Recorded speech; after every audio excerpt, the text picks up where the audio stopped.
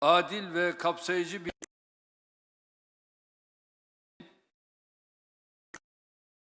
ihtiyaç var.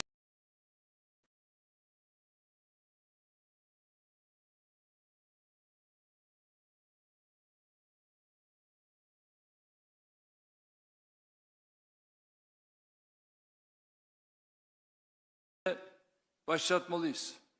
Savunma sanayi, enerji, ulaştırma koridorları ve bağlantısallık, arz ve tedarik zincirleri, dijital piyasalar ve kritik mineraller gibi muazzam işbirliği potansiyeline sahip olduğumuz birçok alan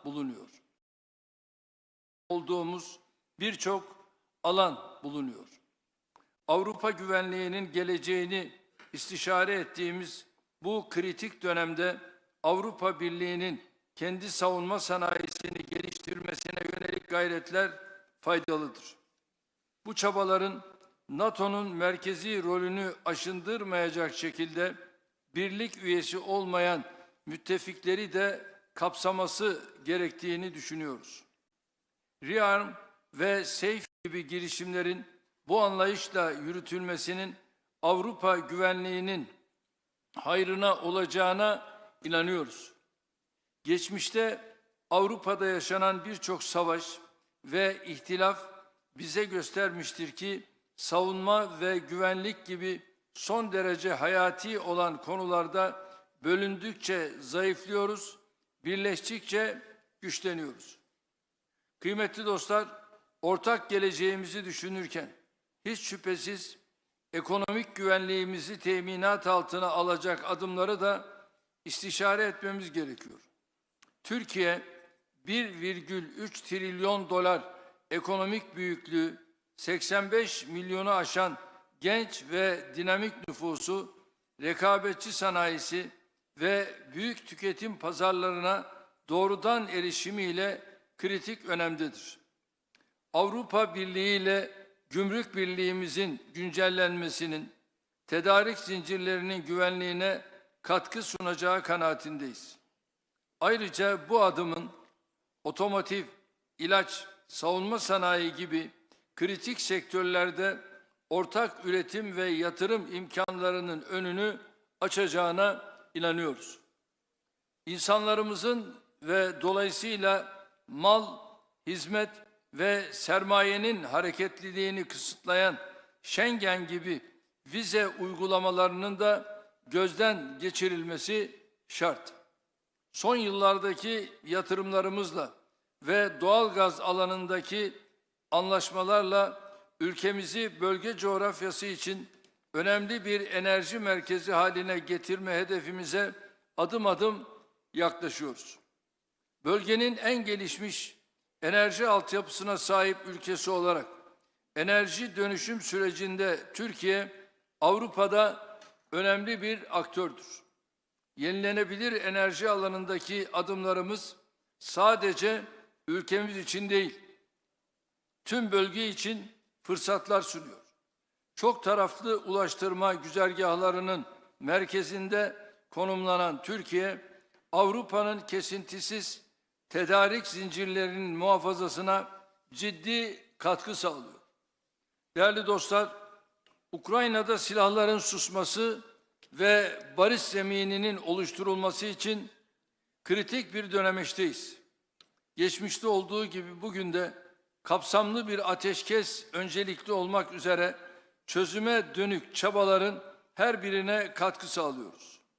Sürecin hassasiyetine binaen bir dayatmada bulunmaksızın tarafların teşvik edilmesi, adil ve kalıcı barışa ulaşılması bakımından çok önemlidir. Sayın Trump, Putin ve Zelenskyy ile ayrı ayrı görüşmelerimiz oldu. Sayın Macron ve Meloni beni aradılar. Zelenskyy görüşmelerimiz oldu. Sayın Macron ve Meloni beni aradılar. Zelenskyy dün Ankara'daydı. Kendisiyle görüşmemiz sonrasında teknik görüşmelere başlama kararı aldı. Mart 2022'den bu yana ilk kez akan kanı durdurma noktasında önemli bir fırsat penceresi aralandı. Nitekim şu anda İstanbul'da Dışişleri Bakanımın riyasetinde görüşmeler Rusya, Ukrayna, Türkiye arasında devam ediyor. Bunun heba edilmemesi gerektiğine inanıyorum. Gelinen aşamada barışın süratle tesisi için Ukrayna ve Rusya arasında diyalog kanallarının açık tutulması için buradaki tüm ortaklarımızın desteğine güveniyoruz. Her zaman ifade ettiğim gibi adil bir barışın kaybedeni olmayacaktır. Türkiye bu süreçte üzerine düşenleri yapmaya devam edecektir. Sayın devlet ve hükümet başkanları, Gazze'de 20 aydır eşi görülmemiş bir insani felaket yaşanıyor. Her gün çoğu çocuk ve kadın, onlarca masum katlediliyor. Buna dur demek, artık yeter demek mecburiyetindeyiz. Netanyahu'nun uzlaşmaz, saldırgan ve kibirli tutumu Gazze ile birlikte tüm bölgemizi, burada yaşayan farklı inançlardan insanları da tehlikeye atıyor. Gazze'de ateşkesin tesisi için de Avrupa'nın gereken iştiyak ve ilgiyi göstermesini bekliyoruz. Gazze'de 2 milyondan fazla insanın açlığa mahkum edilmesi karşısında uluslararası camianın eylemsiz kalması ne vicdani kıstaslarla ne insanlık onuruyla bağdaşmaktadır. Kalıcı ateşkesin yanı sıra insani yardım sevkiyatının teminat altına alınması ve Gazze'nin yeniden yaşanabilir hale getirilmesi için de tüm imkanlarımızı seferber etmeliyiz. Esas hedefimiz ise sürdürülebilir tek çözümü teşkil edecek olan 2 devletli çözümü hayata geçirmek olmalıdır. Suriye'de yaklaşık 14 yıldır süren çatışmaların sona ermesiyle yeni ve umut dolu bir sayfa açılmıştır. Amerikan Başkanı Sayın Trump'ın Suriye'ye yönelik yaptırımları kaldıracağını duyurması, Suriye'nin bir an önce refaha kavuşması için atılmış çok kıymetli bir adımdır. Bu kararıyla Sayın Trump, bölgesel istikrara ve kalkınmaya verdiği önemi bir kez daha göstermiştir. Söz konusu kararın diğer ülkelere de örnek olmasını diliyoruz. Avrupa Birliği tarafından sabık rejime yönelik getirilen yaptırımların aynı şekilde ivedilikle kaldırılmasını, yeniden imar faaliyetleri için mali destek sağlanmasını bekliyoruz. Elbette bu destek ülke dışındaki Suriyelilerin gönüllü, onurlu ve güvenli geri dönüşlerini de hızlandırıcı bir etki yapacaktır. Kıymetli devlet ve hükümet başkanları, belirsizliklerin arttığı mevcut ortam bizleri ortak çözümler etrafında kenetlenmeye mecbur kılıyor. Dayanışmayı, kaynaklarımızı iyi kullanmayı ve samimi işbirliğini sağladığımızda kıta olarak üstesinden gelemeyeceğimiz tehdit ve sınama kalmayacağına canı gönülden inanıyorum. Bu düşüncelerle toplantımızın güvenli, müreffeh ve istikrarlı bir Avrupa için hayırlar getirmesini temenni ediyor. Hepinize saygılarımı sunuyorum.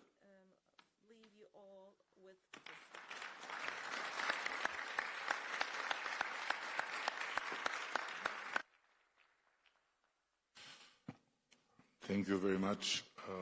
Now it's an honor on behalf of the people of the Protectorate of Albania to give the floor to the Italian Prime Minister and Protector of our country, Giorgia Meloni. Dear colleagues, good morning everyone, and let me say thanks to Eddie, not for being a protectorate, but for his warm hospitality and the summit, and also for making me feel very young again with that video he showed in the inauguration. And I want also to congratulate Edi for his absolutely unexpected re-election as the leader here of the Albanian government. I'm happy that Europe will continue to count on his spirit and his determination. Albania is hosting the European political community for the first time. I value it as particularly significant, not only for this nation, but for all of us. I have always considered the European identity as fact, established by history even before geography. A concept harder to enclose in a definition than to understand by impulse. Albania is, of course, Europe, just like Italy or Serbia or Norway, regardless of whether they are part of this or that organization. That is why it always makes me smile when someone attempts to claim the right to decide who's European and who's not. Among the states that are around this table today, several have decided not to join the EU, others aspire to be part of it. Both are no less European than the 27 EU member states. Yet the EU is today the soundest common home to achieve what I like to call the European reunification, attained amongst people who may differ from one another, and yet they are a part of one whole, like the different fingers of a hand. Peoples who have fought each other over the centuries, yet are in reality one single people. Also, for this reason, being here today means taking a step forward in the historic process of reunifying Europe, because if we really want to build a new Europe in a new world,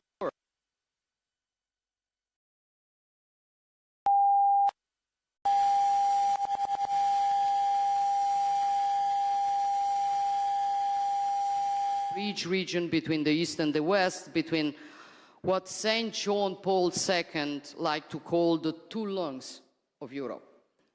For this reason, Italy is committed in Brussels to asserting a strategic approach to the Western Balkans to take into due account, despite the complex challenges posed by the region, the need to provide these countries with a clear EU integration perspective. Of course, enlargement involves new challenges, but I'm convinced that the European integration of Western Balkans, as well as towards the East, is also a strategic investment on Europe's own security, even more so in light of what is happening on our borders.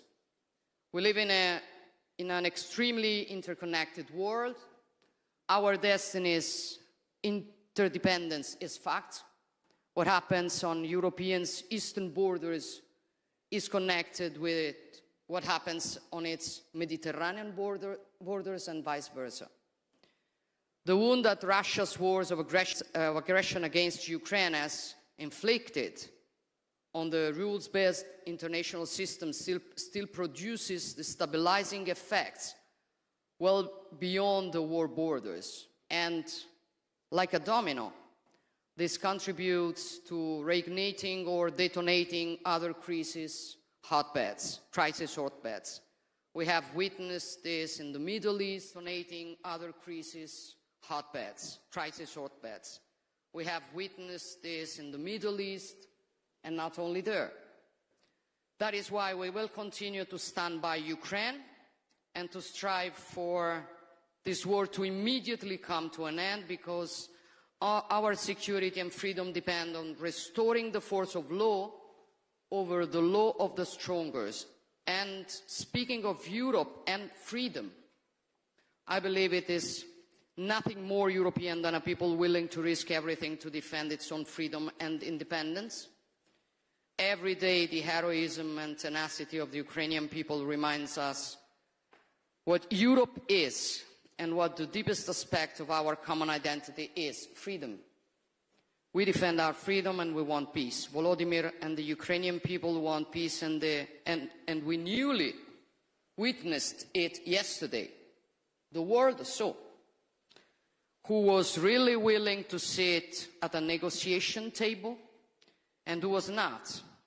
And this shows also with respect to certain propaganda who looks for peace and who doesn't. At the same time, we must not interpret what happened yesterday as a setback and throw in the towel. Instead, we must insist with determination to finally achieve an unconditional ceasefire and a true peace agreement with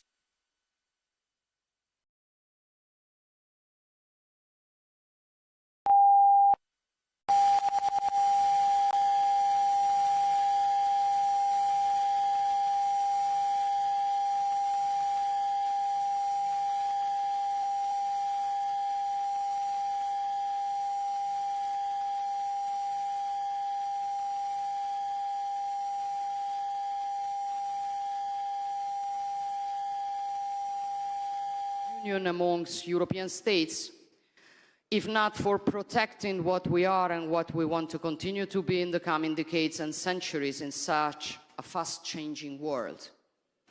Because if Europe sometimes proves unable to face the great challenges, it is no one else's fault.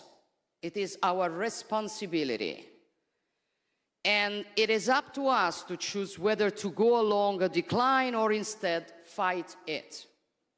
And if we decide to fight it, first of all, we need to regain awareness, which is mainly awareness of who we are, what the European civilization is, of the great achievements it has accomplished across the history of humankind. A synthesis of values resulting from the encounter between Greek philosophy, Roman law, Christian humanism, a synthesis of values that allowed European civilization to conceive a world in which the person's central life is sacred and human beings are free and equal. A civilization that respects the identities of the others without denying its own, and that builds peace where instead others see destruction. We are this. We are this before everything.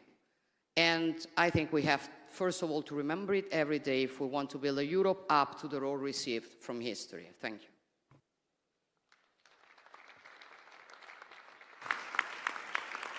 Thank you, and with true gratitude for his historical visit yesterday as the first Prime Minister of United Kingdom to ever land in Albania for a bilateral meeting, and with the worldwide known Balkan spirit of forgiveness for having brought such an intense rain, I'm honored to give the floor to the Prime Minister of United Kingdom, Keir Starmer.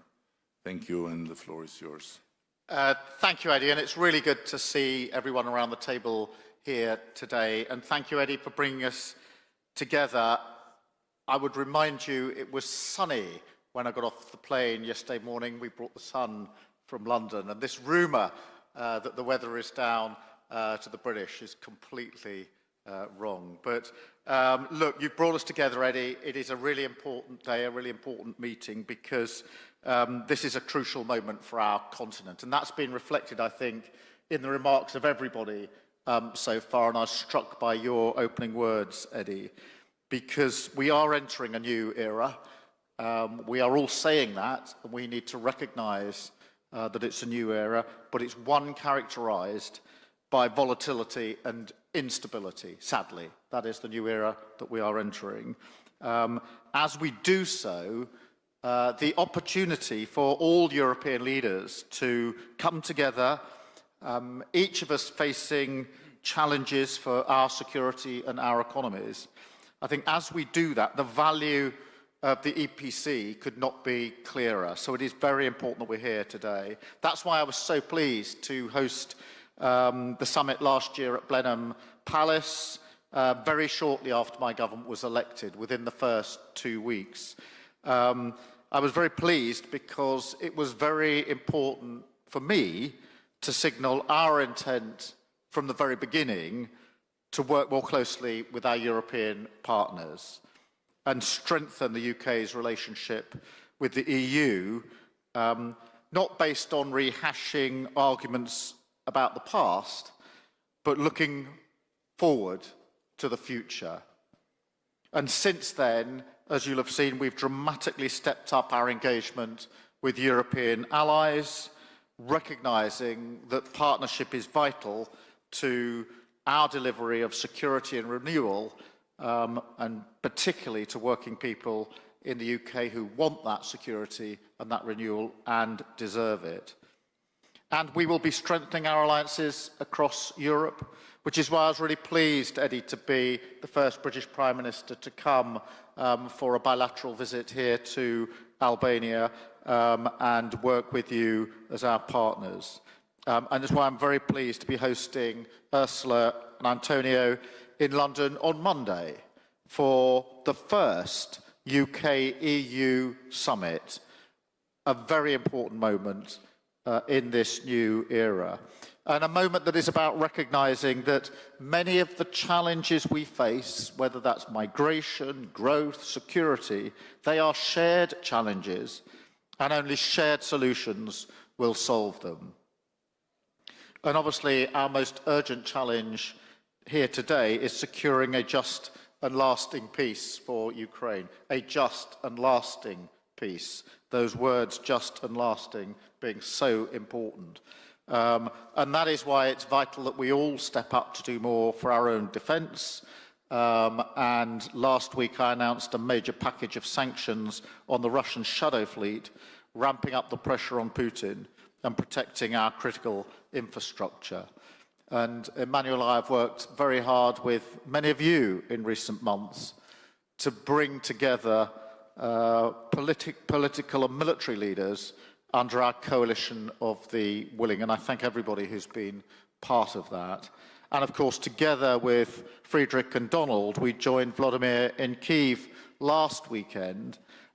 Not just an important symbol of solidarity and support 80 years after the end of the Second World War, and a reminder that the values that were fought for 80 years ago are precisely the same values that we are fighting for tomorrow, at the moment, in relation to Ukraine, but also an important moment to bring together, and supported by President Trump, the argument about an unconditional ceasefire, that Putin must come to the table for that unconditional ceasefire, and to issue, as we did last weekend, that ultimatum.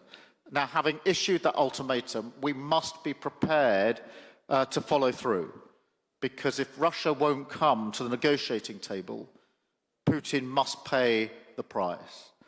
And I think yesterday, as already been mentioned, was further evidence that Putin is not serious about peace. Russia is dragging its feet and playing games, whilst Ukraine has shown itself to be the party of peace. And Volodymyr, your leadership throughout this conflict, your leadership in fighting the Russian aggression and the resilience and courage of the Ukrainian people is, I think, something for us all to hold up, but also your leadership in the fight for peace, because it was you that put on the table some weeks ago now the unconditional ceasefire. So Ukraine is clearly the party of peace, and we all need to line up as allies to ensure that we get the ceasefire that is desperately needed and deliver sanctions if that is necessary. And the United Kingdom is fully committed to playing our full part, which is why we've boosted our defence spending to 2.5% of GDP in 2027, with the clear ambition to reach 3% in the next Parliament. And I know others here are stepping up, obviously, as well, so that together we deliver a generational shift in European defence and tackle the challenges that undermine our stability and security. And those challenges include migration, a challenge that preys on the most vulnerable and places a huge strain on our immigration system, as well as our public services. And that's why I put illegal migration on the agenda at Blenheim, why I chaired a discussion on the topic in Budapest. I'm really pleased, Eddie, that you include it again on the agenda for today. Because the truth is, this is a challenge that crosses our borders, a challenge we have to confront together. All of our citizens want an immigration system that is fair and that works for the national interest. And now is the time to work together to secure our shared borders. And this approach is already paying off. Yesterday, I visited Durrës port and saw firsthand how the UK is working with Albanian law enforcement to disrupt cross-border crime. And in March, I hosted the first major international summit to tackle organised immigration crime, highlighting work with European partners that is already driving results. But now is the time to do more across the board on immigration, national security, and we all know it's absolutely critical to our economic security as well. So in a new era for trade and the economy, we will increase our resilience, strengthen our alliances, and reduce barriers to trade with our allies around the world and across Europe. In this time of great uncertainty and volatility, the UK will not respond but by taking its place on the world stage, strengthening our alliances, supporting freedom and peace in Europe. And I thank you, Adi, again for convening us today in pursuit of those common themes and issues.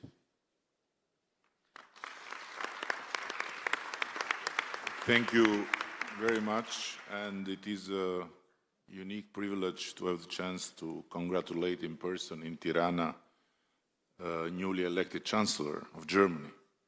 And it is, I believe, a lifetime chance to be the Prime Minister of Albania and have in your hands the possibility to give or not give the floor to the German Chancellor.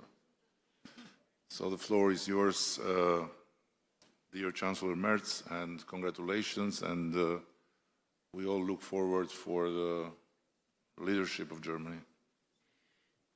Thank you, Prime Minister, dear Edi Rama. Many thanks for your warm welcome and many thanks for your hospitality here in Tirana. And let me say that I'm very happy to be here and to have the honor and opportunity to be with you first time in this distinguished group of political leaders of Europe.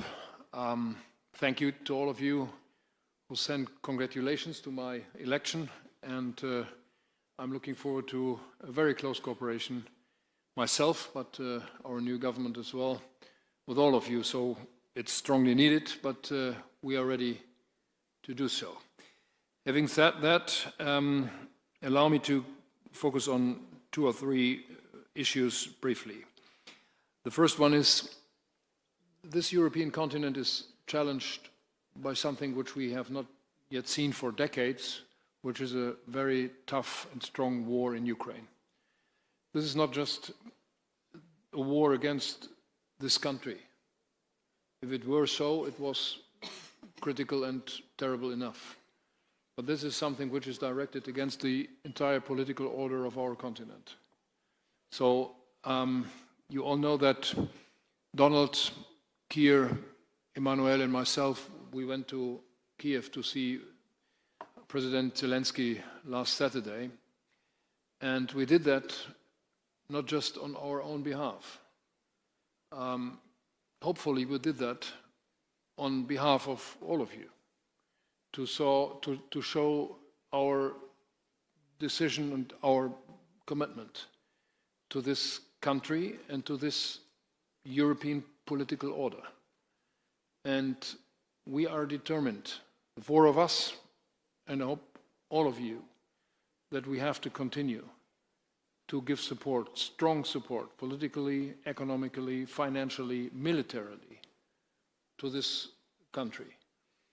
And our efforts have shown a very, very small diplomatic success. The fact that they are meeting today, first time for 3.5 years, is a very small but first positive signal. We have to do more on that, on diplomatic efforts, but we have to be very clear on our military support for this country as well. there should be no doubt that we are willing to continue to give our support. My second comment goes to our alliance with the United States. You know that my country is extremely grateful for what the Americans did after the Second World War. And we honored that several times in the last decade, especially last week when we celebrated or when we thought about the 80 years of freedom and peace in Europe. I think that we have to undertake all efforts what we can to keep the Americans on our side. We cannot substitute or replace what the Americans still do for us in Europe, on our continent, and for our peace and freedom. We are faced with migration, and Keir Starmer mentioned that already. So let me give just one brief remark on us. We are faced with migration threats for a decade now. We are trying to resolve that. We will do anything what we can do jointly with the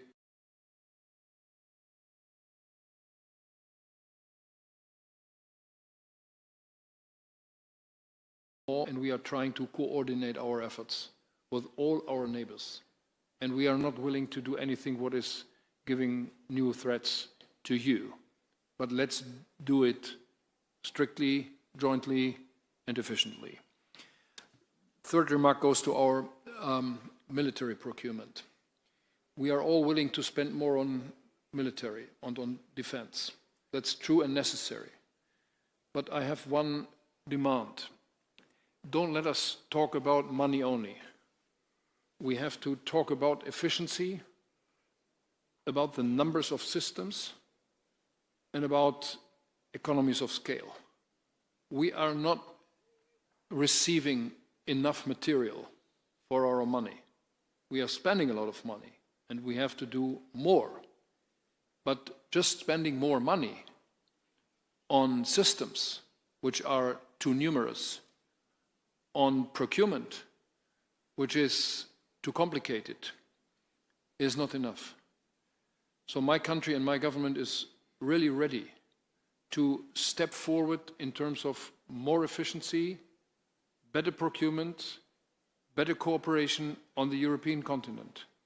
And this is not against somebody outside the European Union. This is just in favor for us. And my last point is, if we are talking about competitiveness of our industries, this is for itself important enough. But we all know that our political systems, that our democracies are at risk.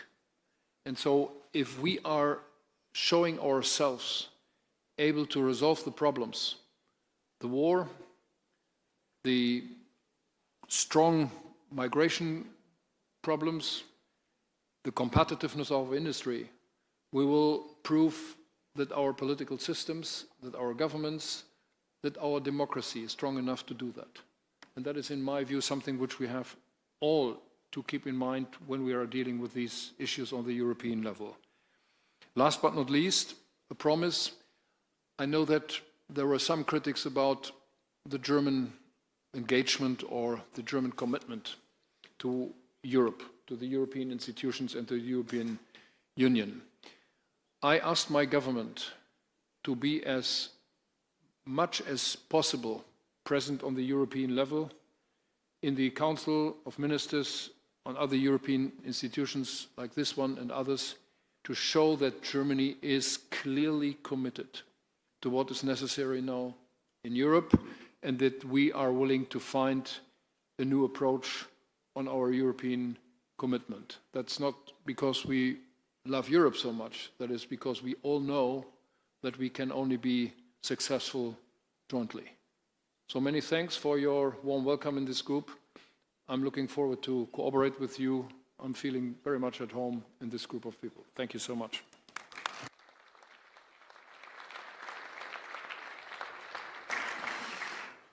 And now I believe that you would agree with me that nobody better than our Commission President, Ursula von der Leyen, can be trusted with the final word of this opening session. And in this scenery, you can have the role of the director of the kindergarten now. Thank you very much, my dear friend Eddie. Thank you very much for convening us here. Outstanding again, as we know you. And indeed, many of you said that the changes we are living through are historic, without any question. When the wall fell in 1990, the end of history was proclaimed. And you all remember that we assumed that economic and political freedom would eventually converge and that this would unite people. Now, as we are here today, history is back, and so are geopolitics.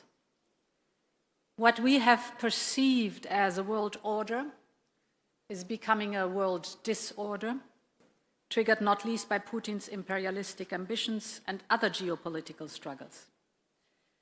In recent years, and just as we spoke here, Emmanuel, the need for a wake-up call for Europe has often been articulated. Well, today Europe is awake, wide awake, and we know that we must leap forward. We have to close the innovation gap. Eddie, you mentioned it. We have to boost our competitiveness. We have to build our own resilience. And we have to widen and deepen the network of partnerships that we have around the world. We all have learned that when there are big crises, Europe certainly provides some of the big answers. And we all know it in the last years, the pandemic, the climate crisis, the energy crisis, the Russian war against Ukraine. All these are serious crises that have really challenged us, but Europe has emerged bigger and stronger from every crisis. Europe has moved closer together in the face of these turning points in history. And Europe has stood united in its unwavering support to Ukraine. Because we should not forget, this is also why the European political community has been founded and created, to rally around Ukraine in the face of Russia's aggression and to preserve peace on the continent, while Russia has left Europe. The mere fact that we are sitting here today, together, with you, Volodymyr, is proof of our ironclad unity. For 3 long years now, we have demonstrated our unity, our resolve, and even greater cooperation to defend the sovereignty of Ukraine, to find a path towards a peace settlement, and strong security guarantees for Ukraine. And all along the way, most members of the EPC supported hard-hitting sanctions on Russia, and these sanctions are biting. Russia's oil and gas revenues have fallen by almost 80% compared to before the war. Russia's deficit is skyrocketing. Interest rates are prohibitively high. Inflation is on the rise, well above 10%. And we are ready to do more to bring Putin to the negotiation table. Many of the speakers mentioned it. This war has to end. You said it, Georgia. You said it, Keir. Volodymyr has described with others the roller coaster of the last days. To be very clear again, we want peace. And so we are working on a next set of sanctions. Main elements of this package will be, for example, sanctions on Nord Stream 1 and Nord Stream 2, further listing of vessels in the shadow fleet and lower the oil price cap, and more sanctions on Russia's financial sector, because we want peace and it is time to seriously engage on that. But we are also gathered here in Tirana to build our common future. And it was wonderful to listen to the different speakers. Our future of a Europe that is an era of shared prosperity. If we are successful in building this prosperity, and I have no doubt we will, That is the glue for stability and peace on our continent. This is stronger than any aggression, shared prosperity. To do this, connectivity must be high on our agenda. We are already creating such opportunities through our Ukraine facility and our growth plans for the Western Balkans and Moldova. And soon we will look at the Black Sea with a dedicated EU strategy for the Black Sea and a connectivity agenda linking Europe with Central Asia through our partners of the South Caucasus. This is an amazing vision to work on, to invest in cross-border transport infrastructure, the flow of trade, create digital links, connecting people around the European political community. Our web of partnerships have been developing at light speed during the last 3 years. And this is what is making the EPC more than an idea or a forum. It is the expression of our ability to address and to master together the challenges that occur as Europeans. And it is with confidence and with hope and with determination that I can say at the very end, long live Europe. Thank you so much.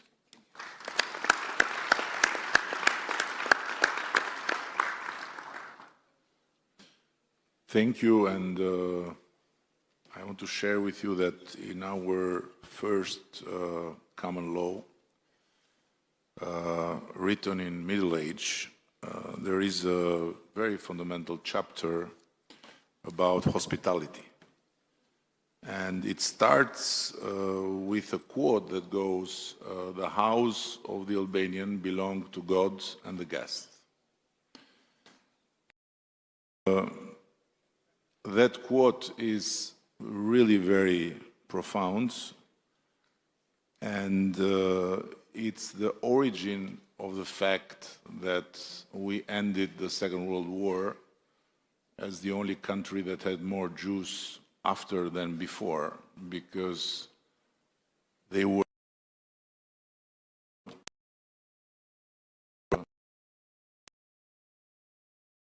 Albanian lives.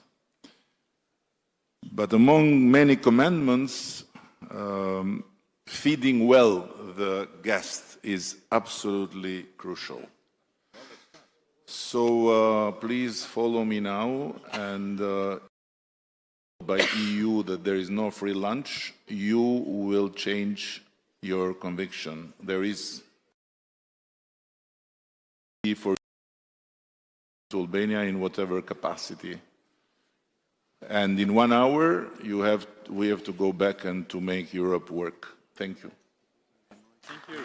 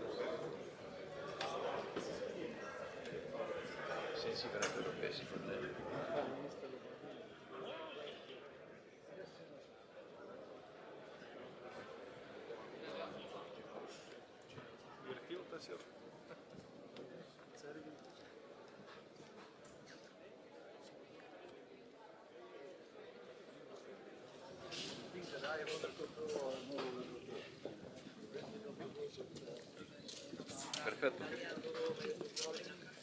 Se appoggiamo può dare un altro punto. Signor Presidente.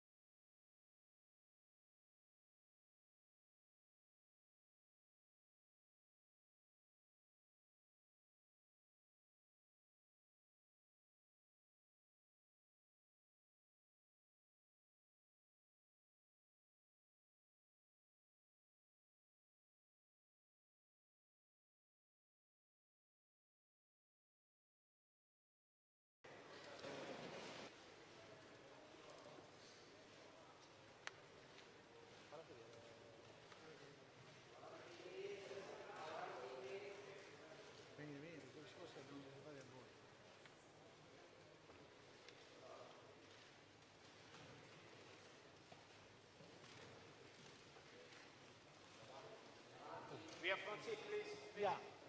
Front seat, please. Vai là e falli entrare.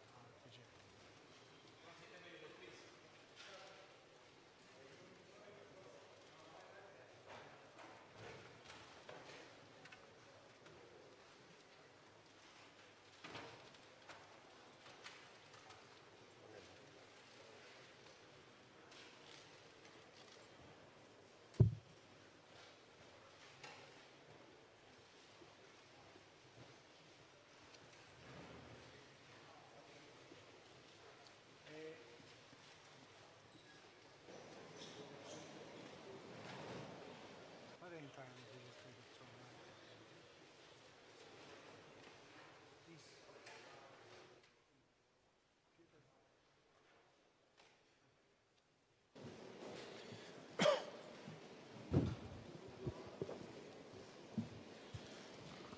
Please. Bene, benvenuti a tutti.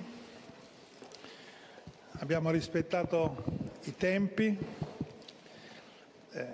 Ringrazio i miei colleghi per essere stati qua oggi a Roma, è un onore per noi averli ospitati. Ci siamo incontrati oggi come ministri della difesa di Germania, Francia, Polonia, Regno Unito e Italia nel formato E5 con i rappresentanti dell'Unione Europea e della NATO e della Commissione Europea per affrontare temi di estrema importanza.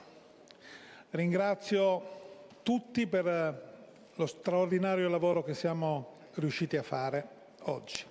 Ha partecipato anche il Vice Ministro della Difesa ucraina alla prima sessione e ci ha fornito un aggiornamento della situazione in atto. Nel corso delle sessioni di lavoro abbiamo discusso del sostegno all'Ucraina, del rafforzamento della difesa europea, delle sfide alla sicurezza dell'Europa con un focus specifico sui Balcani occidentali. Abbiamo condiviso la necessità di mantenere uno stretto coordinamento sulle misure di sostegno all'Ucraina, evitando duplicazioni, massimizzando l'impatto delle azioni congiunte. La discussione di oggi ci ha permesso di approfondire le possibili opzioni in caso di cessate il fuoco che tutti auspichiamo e di un impegno più diretto per la pace e la sicurezza in Ucraina e in Europa. Abbiamo anche condiviso la consapevolezza che ci sono altre aree di grande instabilità e di crisi vicine a noi, come i Balcani, su cui dobbiamo concentrare la nostra attenzione. La discussione sulla difesa europea e sul pilastro continentale dell'Alleanza ha permesso di mettere in evidenza i limiti maggiori a una credibile autonomia strategica, spazio, la difesa aerea e missilistica, la capacità di comando e controllo.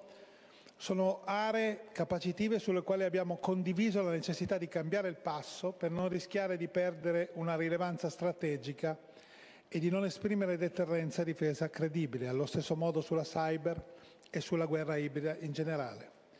Ho usato il termine pilastro continentale dell'alleanza perché quando parliamo di Europa della difesa, questa è un'idea a cui tengo molto, noi parliamo della difesa di un'Europa continentale, quindi al di là anche dei 27 Paesi che formano l'Unione Europea.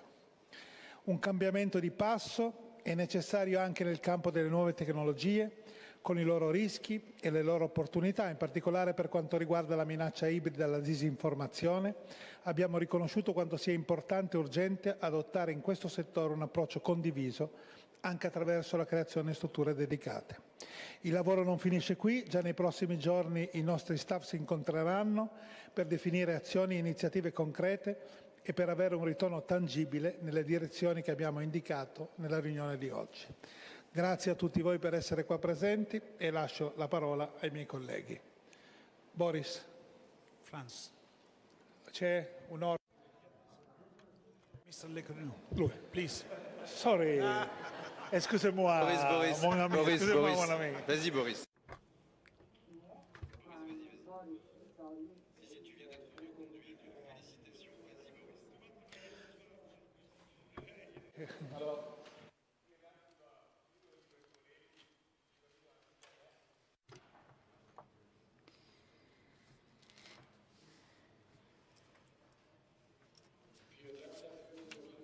Grazie Guido per aver organizzato questo incontro in questo posto speciale e grazie cari colleghi per questo dialogo e questo scambio così aperto. Non ce l'abbiamo sempre in tutti i formati, ma vi sono molto grato. Per un'altra volta ci siamo occupati dei temi come l'Ucraina, ma anche della capacità di difesa europea e lo ripeto molto volentieri, l'abbiamo fatto in un dialogo molto aperto, particolarmente aperto e lo dico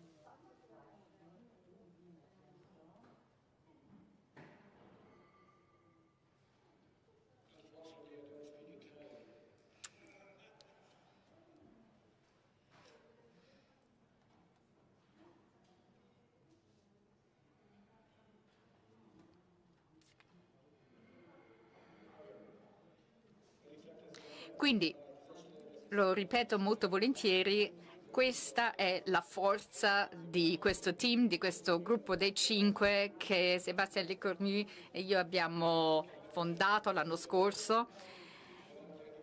Signore e signori, tutto il mondo ha potuto vederlo ieri a Istanbul. Prima Putin annuncia di voler fare delle trattative su un cessate il fuoco e poi non si presenta a Istanbul e manda la terza serie, la serie C, diciamo, e nega così il colloquio con Zelenskyy. Questo ci dimostra che attualmente non è minimamente interessato a porre fine a questa guerra di attacco, cosa che potrebbe fare con un semplice comando o avrebbe potuto almeno introdurre questo processo parlando con il presidente ucraino Zelenskyy. Non ha mostrato alcun interesse a farlo e non abbiamo visto nessun tipo di volontà sua di porre fine agli attacchi con droni e tutto quello che succede sul campo di battaglia in Ucraina. Quindi non c'è nessun segnale per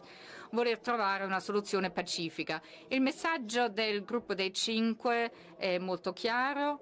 L'Europa e i suoi alleati continuano ad appoggiare l'Ucraina e continueremo a sostenere l'Ucraina anche con delle azioni e anche se attualmente, come ho già detto, un cessate del fuoco non è prevedibile, dobbiamo già pensare oltre e quindi dobbiamo già pensare anche al primo giorno dopo un eventuale cessate il fuoco. Non dobbiamo farci sorprendere e non lo faremo. Ecco perché ci stiamo preparando adesso, perché un cessate il fuoco non dura per l'eternità e quindi il tempo è limitato. Il cessate il fuoco deve aver successo e i lavori della coalizione dei volonterosi delle ultime settimane, degli ultimi mesi sono di fondamentale importanza. Le forze armate ucraine in questa fase dopo il cessate il fuoco dovranno doversi rigenerare fondamentalmente. Noi affiancheremo questo processo anche con l'addestramento e la fornitura di materiale. Allo stesso tempo dovremmo riflettere su come sarà possibile il monitoraggio di un tale cessate il fuoco e chi dovrà assumersi la responsabilità e in che misura. Anche qui abbiamo portato avanti un dibattito molto interessante sul rafforzamento dell'industria e degli armamenti. Il gruppo dei 5, l'abbiamo ribadito più di una volta, è necessario un rafforzamento dell'industria degli armamenti. Ci sono tanti paesi che hanno già delle esperienze notevoli in questo ambito e possono fornire, accanto a tanti altri paesi che sono liberi di aggiungersi a questa fornitura. La Germania potrebbe fornire aiuto anche per quanto riguarda la difesa aerea e marittima. Abbiamo ribadito un'altra volta tra noi 5 che vogliamo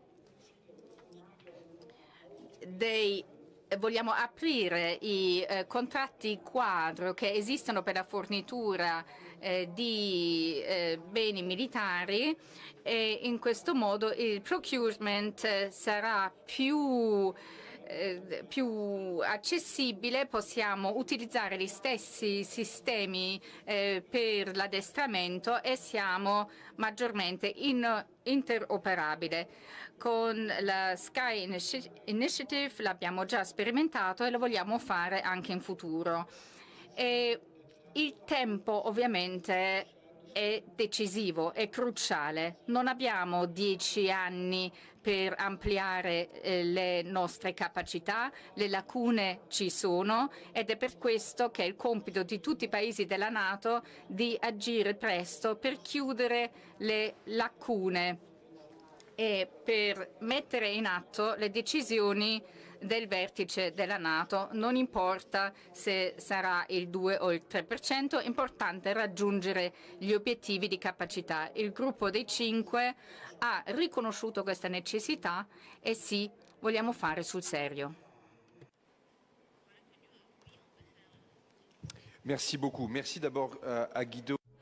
Grazie a Guido e a tutta la squadra italiana per l'accoglienza che ci è stata riservata oggi a Roma, che ancora una volta è un vero piacere essere qui. Vedete che è un formato, questo gruppo di 5, delle maggiori 5 potenze militari europee, è un formato che si sta prendendo corpo nel tempo, quindi ci consente di preparare anche altre scadenze, altri vertici NATO, ministeriale della NATO, ministeriale dell'Unione Europea, quindi noi parliamo anche di un vertice della comunità europea politica che attualmente ha luogo in Albania. Quindi questo formato evidentemente del 5 permette di parlare sia dell'Ucraina, della questione ucraina, anche delle minacce del vicino Medio Oriente e ovviamente degli sforzi per quanto riguarda il nostro riarmamento. A complemento di quanto è stato detto, direi che effettivamente comincia a prendere piuttosto del tempo per proiettarsi al seguito a quello che succederà in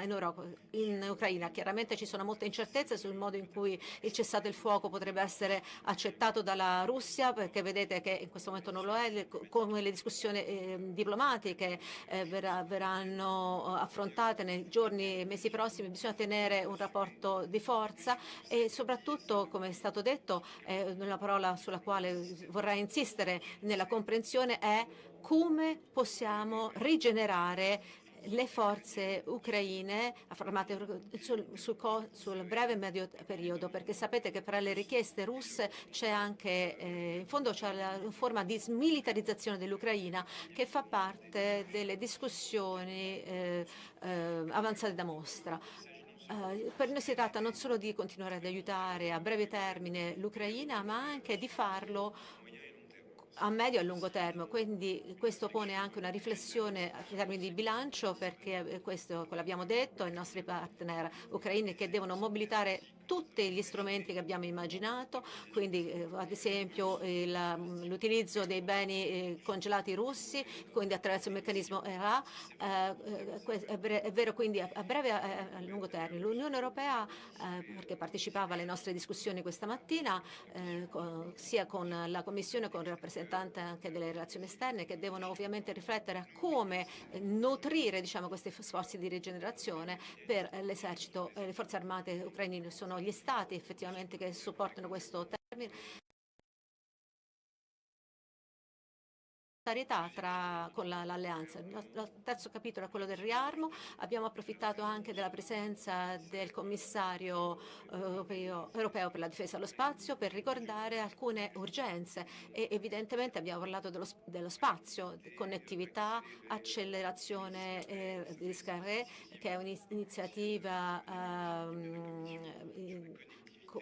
relativa alla connettività, quello di non avere lo sforzo è vero per noi così come per l'Ucraina, quindi ci sono già dei programmi europei che esistono e che noi come quanto stati membri e la Gran Bretagna, perché è la forza Sir John di questo formato di poter rilavorare in un perimetro che reinclude anche la Gran Bretagna nella nostra riflessione, quindi su alcuni problemi come questo dobbiamo accelerare e il ritmo che davanti a noi è troppo lento rispetto a quello che ovviamente possiamo aspettare.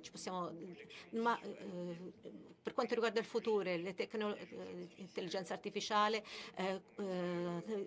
attività quantiche, progetti in corso che possono essere accelerati con alcuni aspetti relativi a ELSA, attacchi in profondità, come abbiamo detto, le nostre riflessioni che abbiamo avuto con il biospistore sull'allerta avanzata, mi sembra un'esigenza di capacità strategica piuttosto interessante sul quale noi vogliamo iscriverlo nell'agenda dei mesi e dei giorni e dei mesi che seguiranno.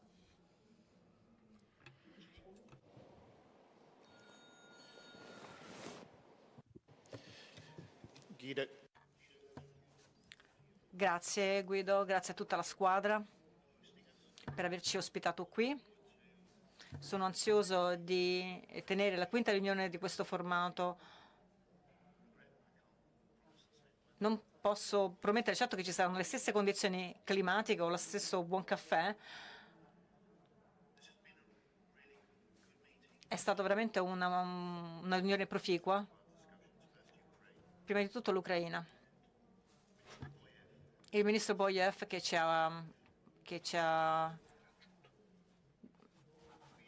che ha presenziato la prima parte della sessione, ha rinnovato la sua richiesta di aiuto all'Europa e questa è stata la nostra prima preoccupazione in questo formato.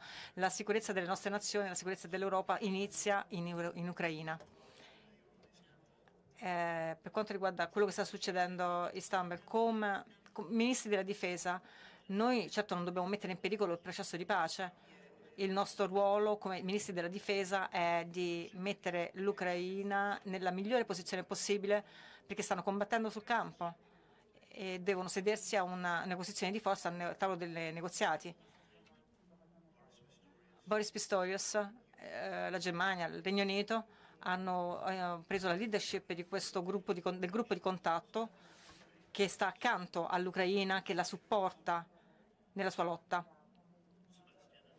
Sébastien e io, la Francia, il Regno Unito, hanno assunto la guida della coalizione dei volenterosi. Abbiamo discusso della futura pianificazione rispetto all'uso di questo nuovo formato per raggiungere una pace durevole.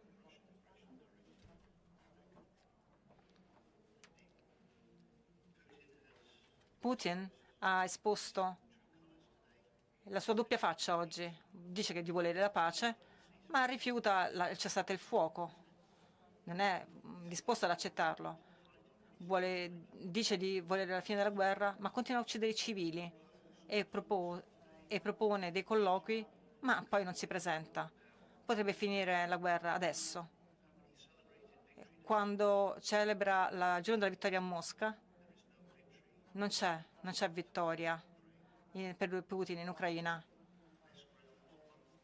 Perde terreno giorno per giorno, mese dopo mese, e la nostra intelligence ci suggerisce che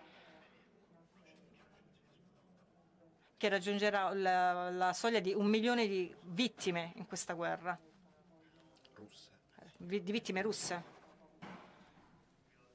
Siamo insieme nel sostegno allo sviluppo della sicurezza europea come Unione Europea e come E5. Io sono stato eletto in un nuovo governo che si è recentemente insediato e a luglio non c'era nessun formato E5 dei ministri della difesa, non c'era un Trinity House agreement, abbiamo sviluppato il Lancaster Agreement con la Francia. Ci sono tutti strumenti che servono a rinforzare la cooperazione. Non c'era nemmeno la coalizione dei volenterosi e non c'era la leadership britannica del gruppo di contatto e sicuramente non c'era la prospettiva di un accordo tra Unione Europea e Regno Unito per quanto riguarda la difesa. E in questo mondo che cambia, con le minacce che crescono e si fanno sempre più forti, sono gli alleati che ci danno la forza strategica. Grazie John. Dziękuję bardzo. Guido. Grazie Guido.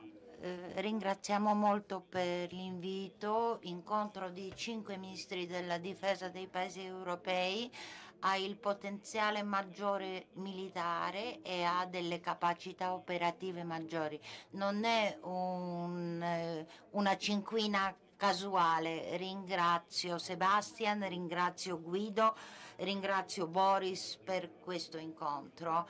Penso che oggi il nostro incontro è stato molto aperto e abbiamo parlato chiaramente delle nostre opinioni. Sono molto contento che partecipa anche la Gran Bretagna, perché questo ci avvicina dal tempo del Brexit alla Gran Bretagna. Il signor Crosetto ha parlato di un'immagine molto convincente, parlava dei ciclisti e di quel gruppo che sta all'inizio di tutto il gruppo di ciclisti e li guida. Allora siamo noi a guidare Europa nella speranza che possiamo operare sia nell'ambito della NATO e dell'Unione Europea, perché siamo gente di pace.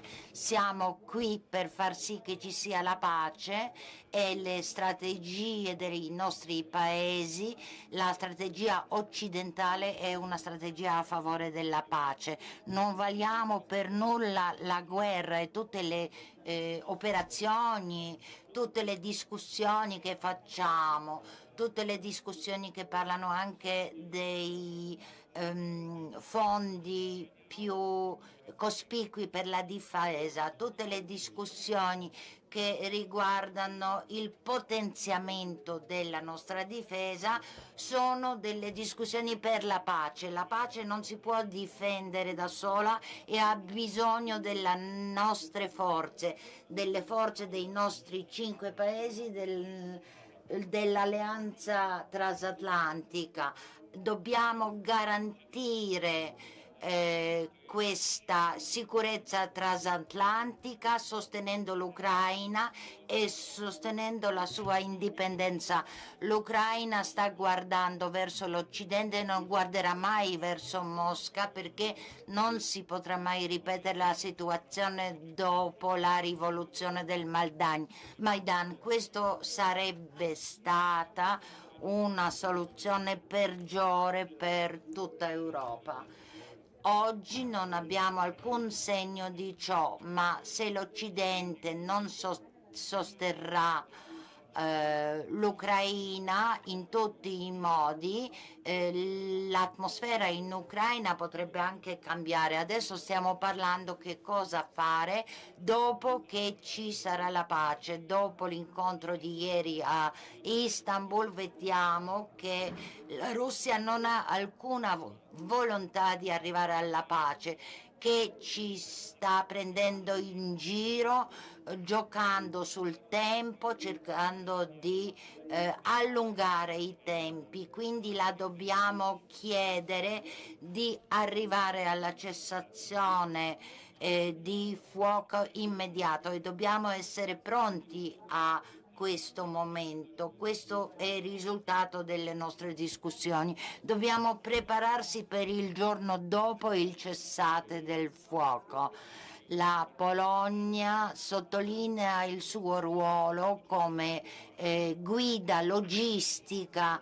Noi non manderemo tuttavia mai i nostri soldati in Ucraina e vi siamo molto grati per aver capito ciò, e questo significa anche valutare l'importanza della Polonia come hub logistico. Per ciò che riguarda le relazioni transatlantiche, devono essere intensificate, perché nel nostro interesse e nell'interesse dell'Europa è che possiamo collaborare e di far sì che la NATO sia più forte, e quindi l'aumento delle spese per la difesa e le nostre capacità maggiori fanno sì che diventiamo un partner alla pari degli Stati Uniti.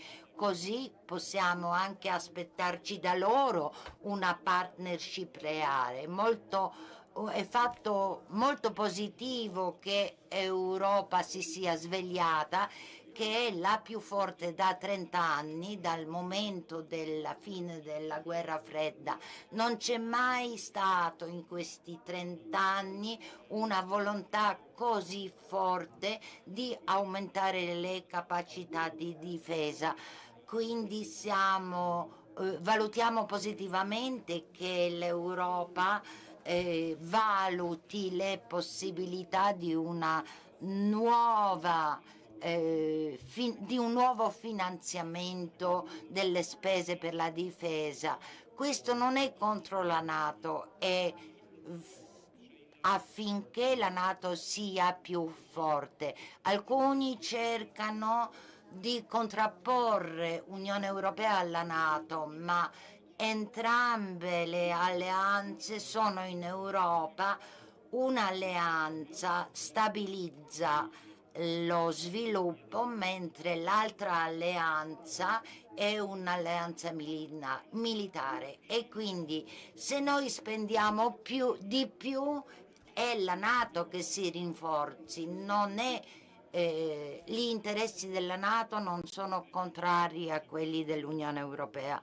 Noi vorremmo altresì che la collaborazione tra l'Unione Europea e la Gran Bretagna sia molto più forte, che possiamo organizzare i progetti, i piani militari, che possiamo garantire le forniture militari, e abbiamo visto quanto sono importanti. Prima si parlava della produzione delle automobili, ma oggi parliamo della produzione del materiale bellico. Questa industria dovrebbe diventare il volano del nostro sviluppo. Dovremmo anche rendere insieme, cercare di aumentare le nostre capacità di utilizzare tutto questo materiale. L'industria bellica diventa il fulcro dello sviluppo dell'Unione Europea per garantire la nostra indipendenza. Vorremmo garantire anche le nostre capacità di fornire tutti i componenti della catena di montaggio. Per ciò che riguarda invece l'intelligenza artificiale, è una valuta che è altrettanto pregiata quanto l'oro. Oggi le basi, le banche dati e tutto ciò che riguarda le capacità informatiche è la valuta d'oro. Dobbiamo essere indipendenti. I 5 paesi che devono essere la guida, la stella che porta ad un'Europa di pace, un'Europa che si può difendere solo con la nostra forza. Voglio solo dire una cosa prima di lasciare le domande dei giornalisti. 5 ministri diversi, di 5 nazioni diverse, con 5 coalizioni diverse, con 5 storie politiche diverse.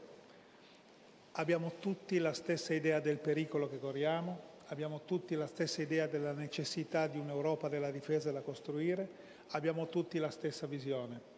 Questo è uno degli incontri che abbiamo fatto, ogni volta approfondiamo dei temi, nella volta successiva continuiamo, e quando diciamo che, ha detto prima Vladislav, vogliamo guidare l'Europa, non pensiamo di essere migliori di nessun paese, ma pensiamo che bisogna costruire in modo concreto l'Europa della difesa, e che la NATO e gli alleati americani avranno molta più considerazione di noi quando dimostreremo di essere in grado di prendere in mano il nostro futuro di difesa e sicurezza. Per cui io ringrazio i miei colleghi e ringrazio i nostri paesi e tutti i paesi europei, i rappresentanti della NATO e dell'Europa che ci sono stati oggi, perché noi di fronte al più grande pericolo che l'Europa stia correndo negli ultimi 80 anni stiamo dando una risposta reale e concreta, che non si ferma rispetto alle differenze politiche, ma sa unire gli interessi dei nostri popoli per un bene supremo, che è quella della difesa della libertà.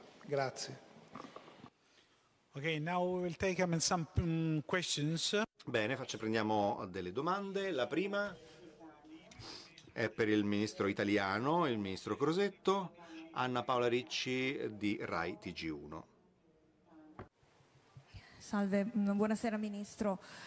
Questo è il quarto vertice di E5 e volevo chiedere, nel campo della difesa, lei ce l'ha già ribadito ampiamente, ma le chiedo appunto di ribadircelo ulteriormente, quanto è importante una strategia comune al di là dei particolarismi nazionali e quanto siete vicini a una strategia comune. Grazie.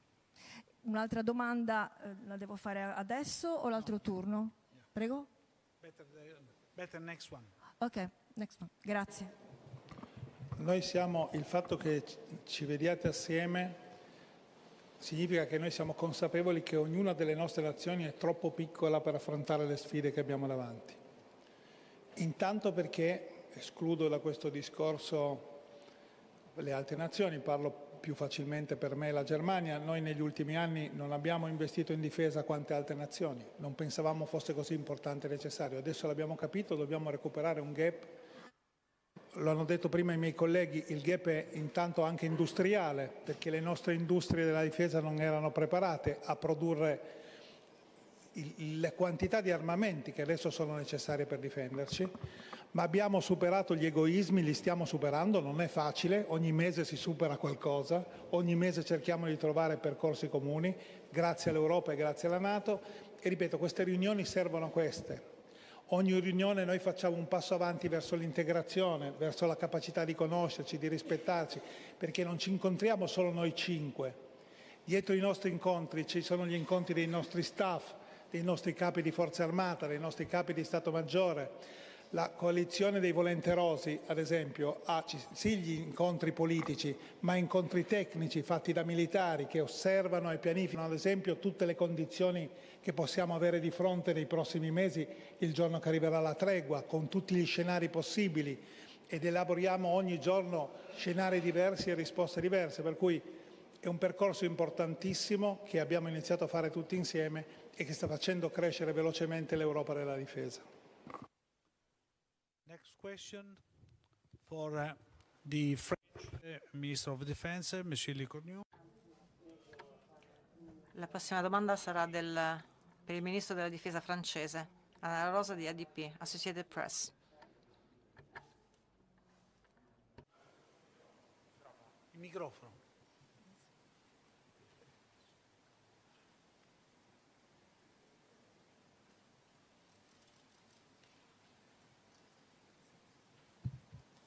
Good evening, ministers. The question is... Buon pomeriggio, Ministro. La domanda è che il Presidente Macron si è offerto di prendere in considerazione il dispiegamento di armi nucleari in altri paesi europei. Avete iniziato questa discussione? Qual è il risultato di questa discussione? C'è qualcosa che state considerando in effetti? Grazie mille. Vorrei dire che nella dottrina francese la nozione di prendere in considerazione gli interessi vitali ha sempre avuto una dimensione europea. Il Presidente della Repubblica l'ha detto varie volte negli ultimi 10-18 mesi, con talvolta delle reazioni curiose in un certo numero di osservazioni che sembrano aver riscoperto questa dottrina. Ricordo che con i nostri amici britannici abbiamo già una collaborazione nucleare forte e datata, in particolare con questa bellissima dichiarazione di Chequers che dice che non ci sono schemi nei quali gli interessi vitali dell'uno non dovesse implicare la messa in questione dell'altro, il che dice già qualcosa. Il presidente Chirac aveva detto che gli interessi vitali fra paesi europei si mescolavano sempre di più. Il presidente Mitterrand lui stesso aveva avuto una formula su questo argomento e il generale de Gaulle era ancora più diretto perché ha detto un'istruzione scritta alle forze armate negli anni 60 e riteneva che gli interessi vitali francesi potessero essere interessati quando la Germania dell'Ovest o i paesi del Benelux potessero essere attaccati. Quindi lo dico perché mi è stata data la connessione davanti alla stampa internazionale. La deterrenza nucleare francese non è mai stata in una dottrina egoistica, e la sua deterrenza è sempre stata più vasta delle nostre uniche frontiere. Questa è un qualcosa di fisso in Francia, e questa conoscenza strategica talvolta si è un po' attenuata. La seconda cosa è da qualche tempo molte capitali europee pubblicamente oppure segretamente ci fanno delle domande sulla nostra deterrenza. Potenzialmente faranno anche le stesse domande ai nostri amici britannici sulla loro deterrenza nucleare. La nostra è assolutamente autonoma, concezione delle armi, dottrina, implementazione ovviamente delle forze nucleari, è qualcosa dal generale de Gaulle controllata in maniera sovrana dalla Francia, cioè noi siamo capaci di dissuadere qualsiasi minaccia contro i nostri interessi vitali, dall'arma fino all'implementazione delle armi nucleari. Per quanto riguarda il funzionamento delle forze, la loro dimensione effettivamente europea, abbiamo due componenti, una oceanica con dei sottomarini nucleari e una componente aeromobile, il caccia Rafale con red nucleare per la componente aerea. Effettivamente ci sono delle questioni. Questa settimana il Presidente ha fatto una trasmissione nella quale ha risposto alle delle domande dei giornalisti facendo questo esempio, cioè alcuni paesi si chiedevano di un concorso o di una riflessione sulla deterrenza. Siamo a uno stadio di riflessione, la dottrina francese non si cambia così, c'è solo il Presidente della Repubblica che può cambiarla con un discorso che ha luogo comandato, è un discorso del 2020 alla scuola di guerra.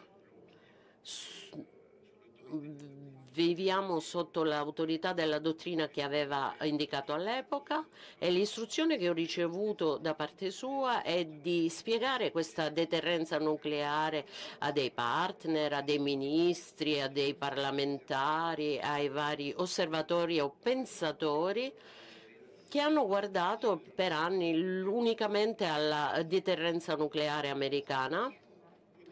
E questa dimensione appartiene alla NATO, perché ci sono ministri qui che sono interessati da questa questione, quindi la Francia può fare questo lavoro di leggibilità, di spiegazione delle nostre forze nucleari, della nostra dottrina, perché per concludere, se riprendo la formula del vertice di NATO Ottawa, c'è detto e scritto che le forze nucleari francesi partecipano alla sicurezza dell'alleanza, contribuiscono alla sicurezza dell'alleanza. Negli anni 70 ritornate quindi al vertice di Ottawa e vedete come le nostre forze continuano a contribuire, in ogni caso, alla sicurezza dell'alleanza atlantica. Minister of Defense, Mr. Pistorius. Angelo Amante della Reuters.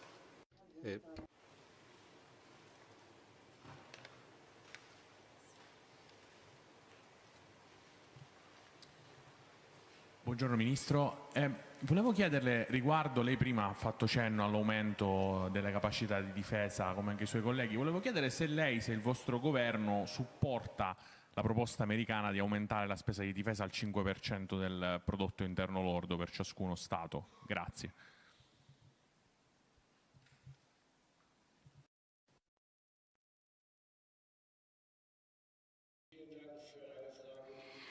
Grazie di questa domanda che, devo dire, ci pongono tutti i giorni a tutti noi, e posso ripetere solo quello che continuo a dire da tanto tempo: le percentuali sono una cosa, ma l'altra cosa è che, a differenza del passato, per noi che siamo alleati della NATO, noi dobbiamo passare a un altro passo. Dobbiamo soprattutto considerare alla messa in atto degli obiettivi che sono stati concordati nella NATO, e questo costerà sicuramente più del 2 o del 3%, ma invece di parlare dell'input, di quello che inseriamo nel sistema o di quello che spendiamo, è più importante parlare di quello che ne viene fuori, quello che viene realizzato per poter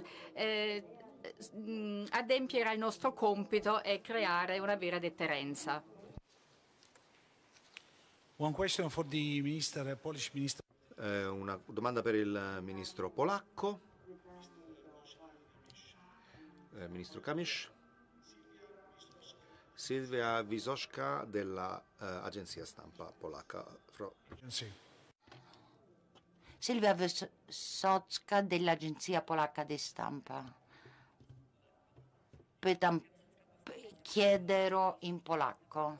Vorrei chiedere quali risultati concreti o conclusioni lei porterà in Polonia.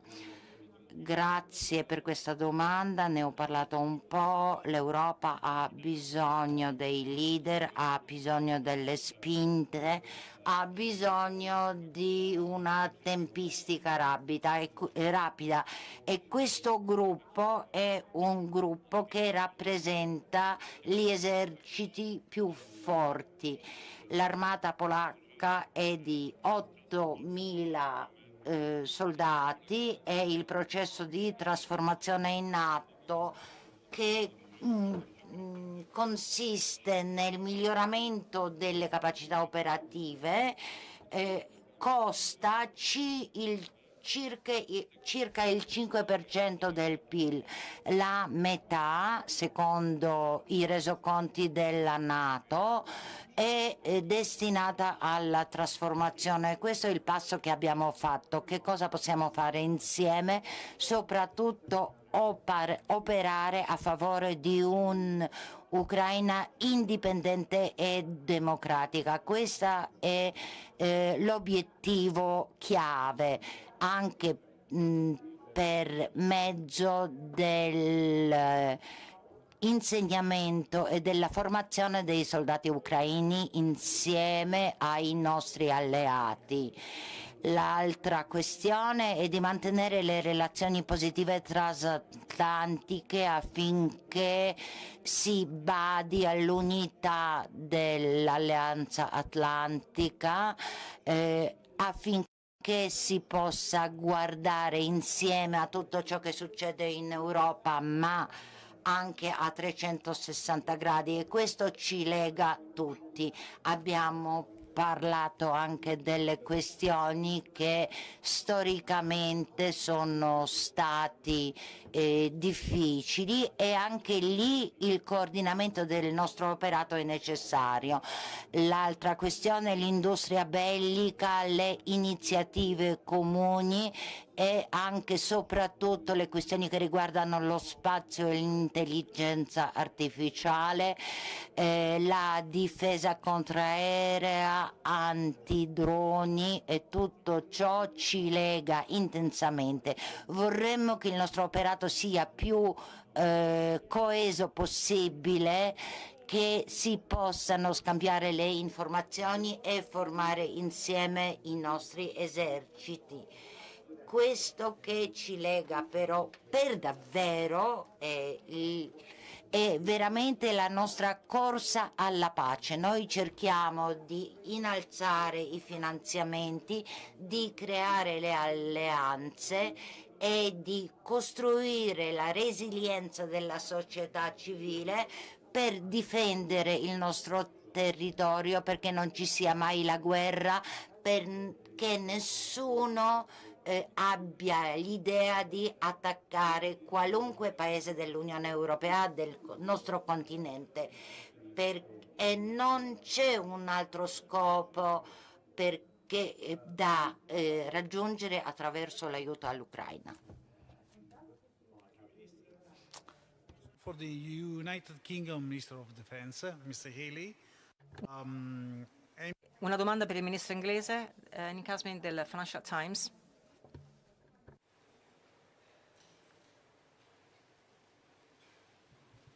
Hi, Buongiorno, Ministro. Sono Emily Casman del Financial Times. Volevo chiedere, c'è stata molta discussione per quanto riguarda la coalizione dei volontariosi, c'è la percezione che ci siano molte preoccupazioni sul possibile dispiegamento di truppe di terra in Ucraina per agire come forza di stabilizzazione o per dare garanzie di sicurezza. Vorrei chiedere, a questo punto, è qualcosa che altri membri della coalizione pensano ancora sia fattibile? A quale stadio è la discussione su questo aspetto? Se è possibile, quale sarebbe il ruolo e quali sono le preoccupazioni? Per esempio, se veramente sarebbe fattibile, percorribile come strada. Grazie mille. A questo punto la pianificazione è condotta dalle forze, dai militari. Include 30 paesi che vogliono vedere l'Europa, non soltanto le nazioni Europa, ma l'Europa che prende la leadership, la guida per ristabilire la pace in Ucraina. Stiamo considerando dei piani per la sicurezza aerea, per i mari, la sicurezza dei mari, come rigenerare e supportare gli ucraini, perché una Ucraina forte è la migliore forza di deterrenza contro Putin per il futuro.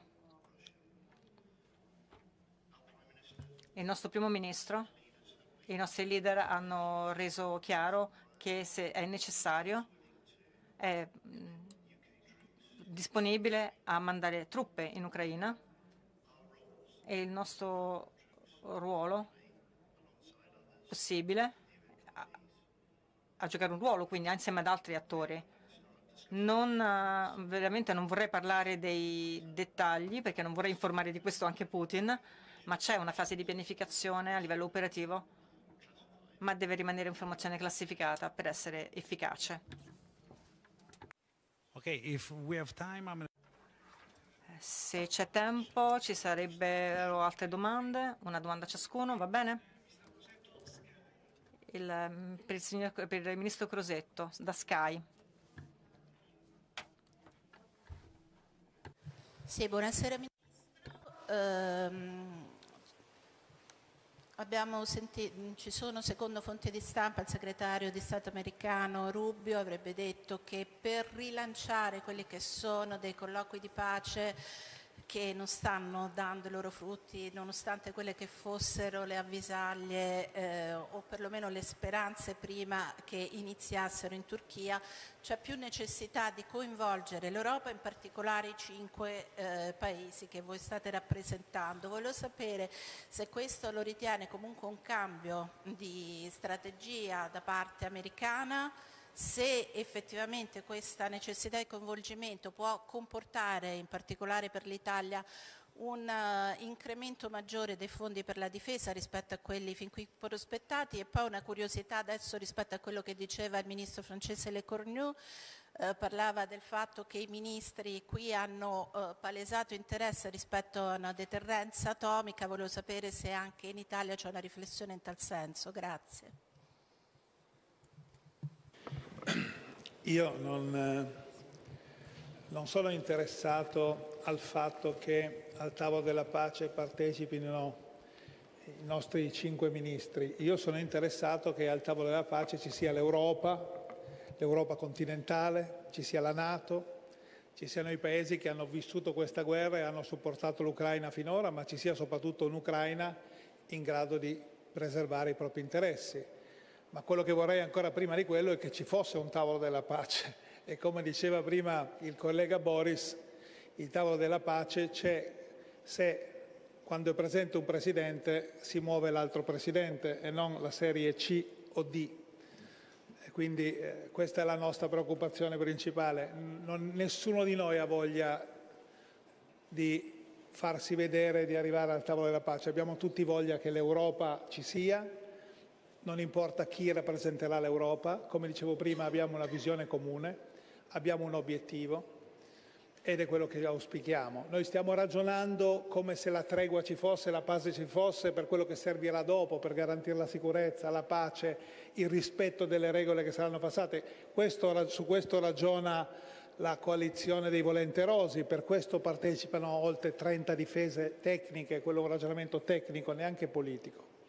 Sulla deterrenza nucleare noi non ci siamo mai posti particolarmente il problema, perché finora noi abbiamo avuto la deterrenza nucleare americana, abbiamo sempre contato sulla deterrenza americana, abbiamo sempre contato sulla deterrenza dei nostri alleati storici, quindi i francesi e il Regno Unito, che, come ha detto prima il mio collega Sébastien, non hanno mai considerato la loro deterrenza una cosa solo nazionale, ma a disposizione degli alleati. E siccome da anni noi richiamiamo l'articolo 5 e contestualmente i trattati europei, sappiamo e abbiamo sempre saputo che in caso di bisogno noi ci saremmo stati per i nostri alleati e i nostri alleati ci sarebbero stati per noi. Per cui questo è quello che continuiamo a pensare e su questo lavoriamo. Mr. Lecornu, The Guardian, Kiran Stacy.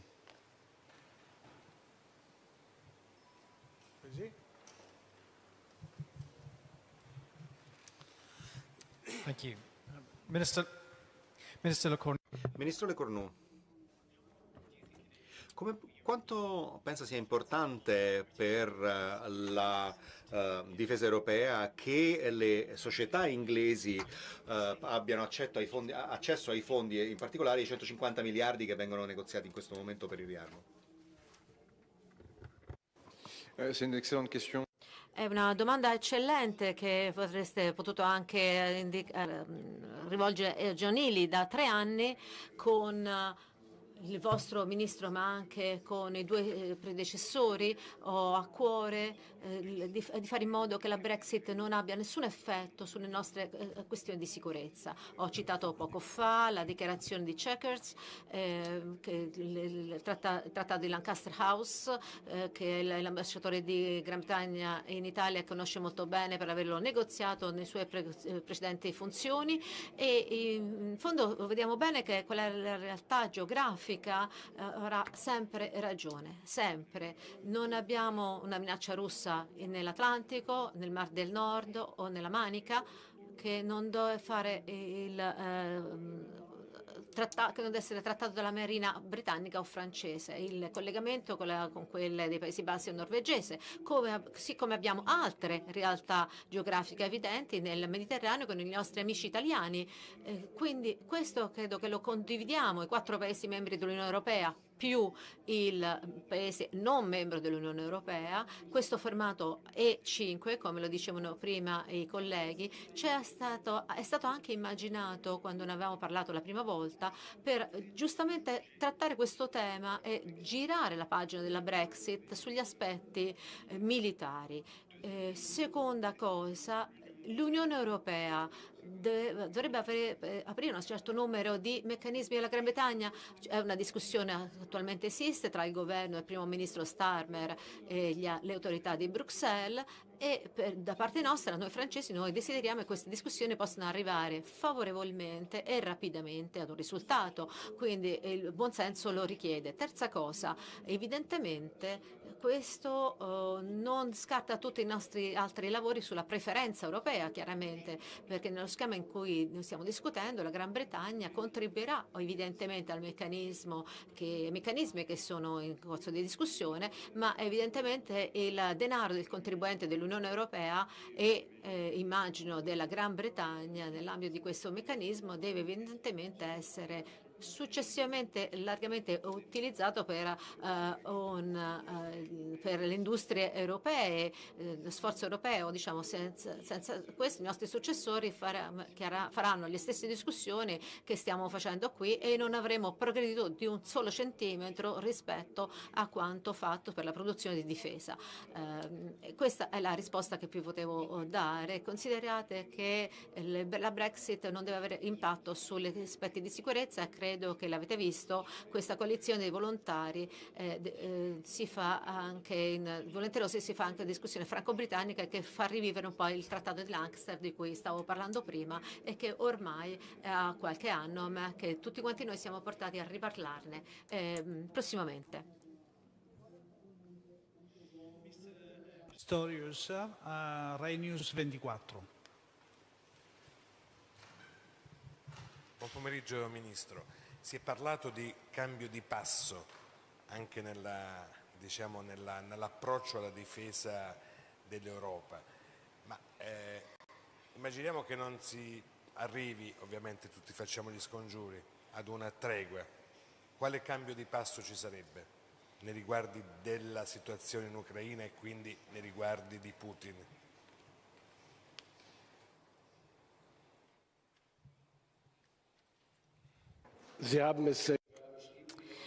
Ecco, l'ha appena descritto, il primo presupposto è un cessate il fuoco e effettivamente non sembra che sia il caso, almeno per adesso, nonostante tutti gli annunci abbiamo a che fare con delle manovre di inganno da parte del Presidente Putin, ma dobbiamo essere pronti per il giorno in cui avverrà il cessate il fuoco e poi avremo 30 giorni per negoziare una tregua duratura e in quella fase noi dovremmo essere capaci di agire e non pensare cosa si farà sul terreno ucraino per rafforzare la capacità di difesa e cosa si farà anche in vista del monitoraggio del cessate il fuoco. Tutti e due le considerazioni vanno prese insieme e quando ci poniamo la domanda chi si assume la responsabilità e sotto quale mandato tutto ciò dovrà avvenire, tutte queste sono domande che stiamo trattando adesso nel gruppo dei 5, nella coalizione dei volonterosi e insieme anche alla NATO, alle Nazioni Unite, che riguarda appunto la domanda chi deve monitorare un eventuale cessate il fuoco. Questi sono i compiti che abbiamo e ce ne stiamo occupando adesso per poter reagire prima possibile e nel momento in cui ci sarà il cessate il fuoco, che io spero tanto che arriverà, anche se non sembra. Kamish, Francesco Russo dell'Agi.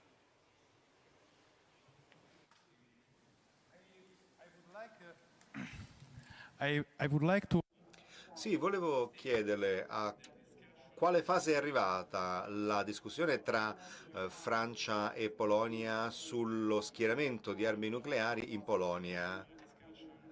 C'è una discussione a livello logistico e operativo?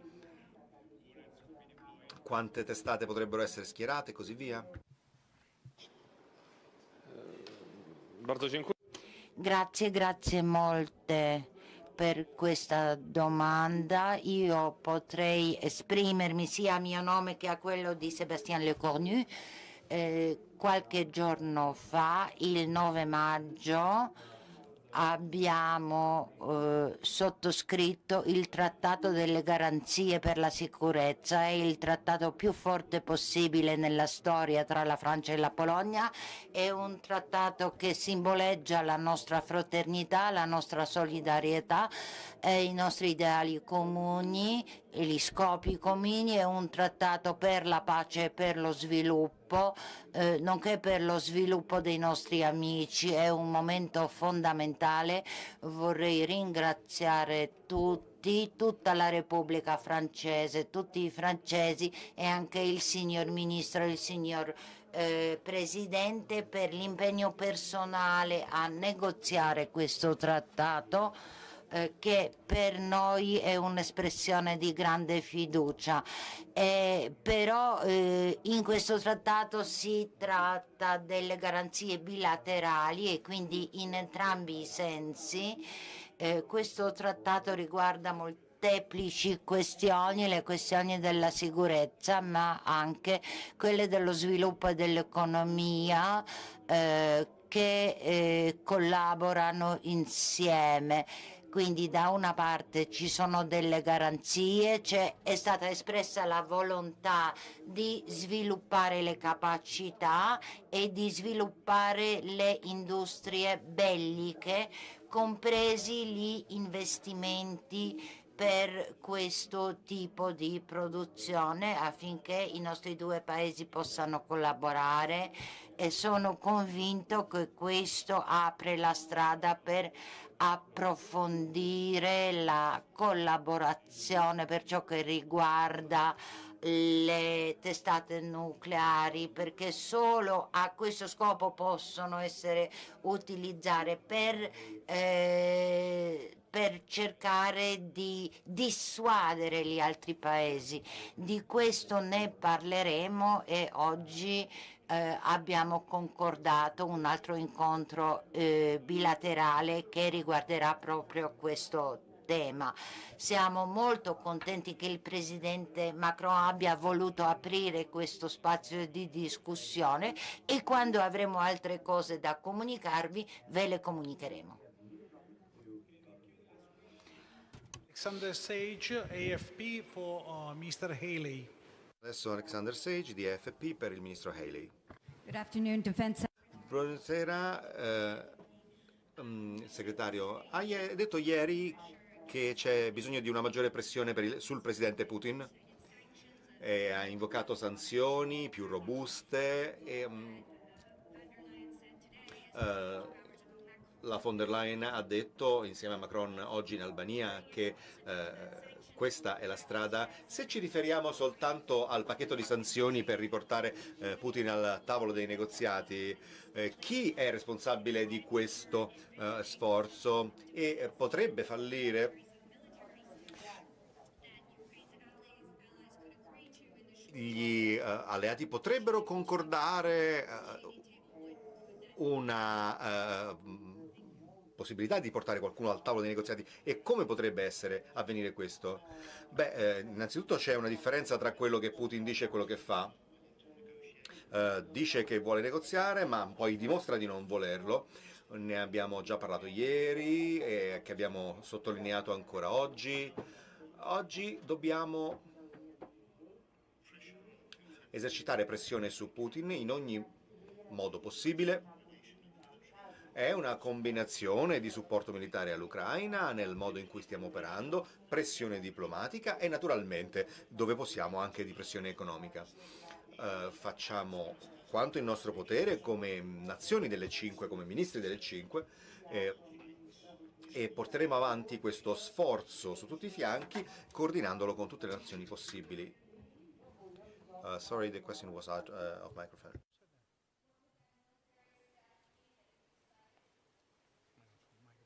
Sorry, I'm in the microphone, otherwise the translators cannot do the translation, please. Okay. I just asked the Ho chiesto di ripetere quali i passi militari potrebbero essere.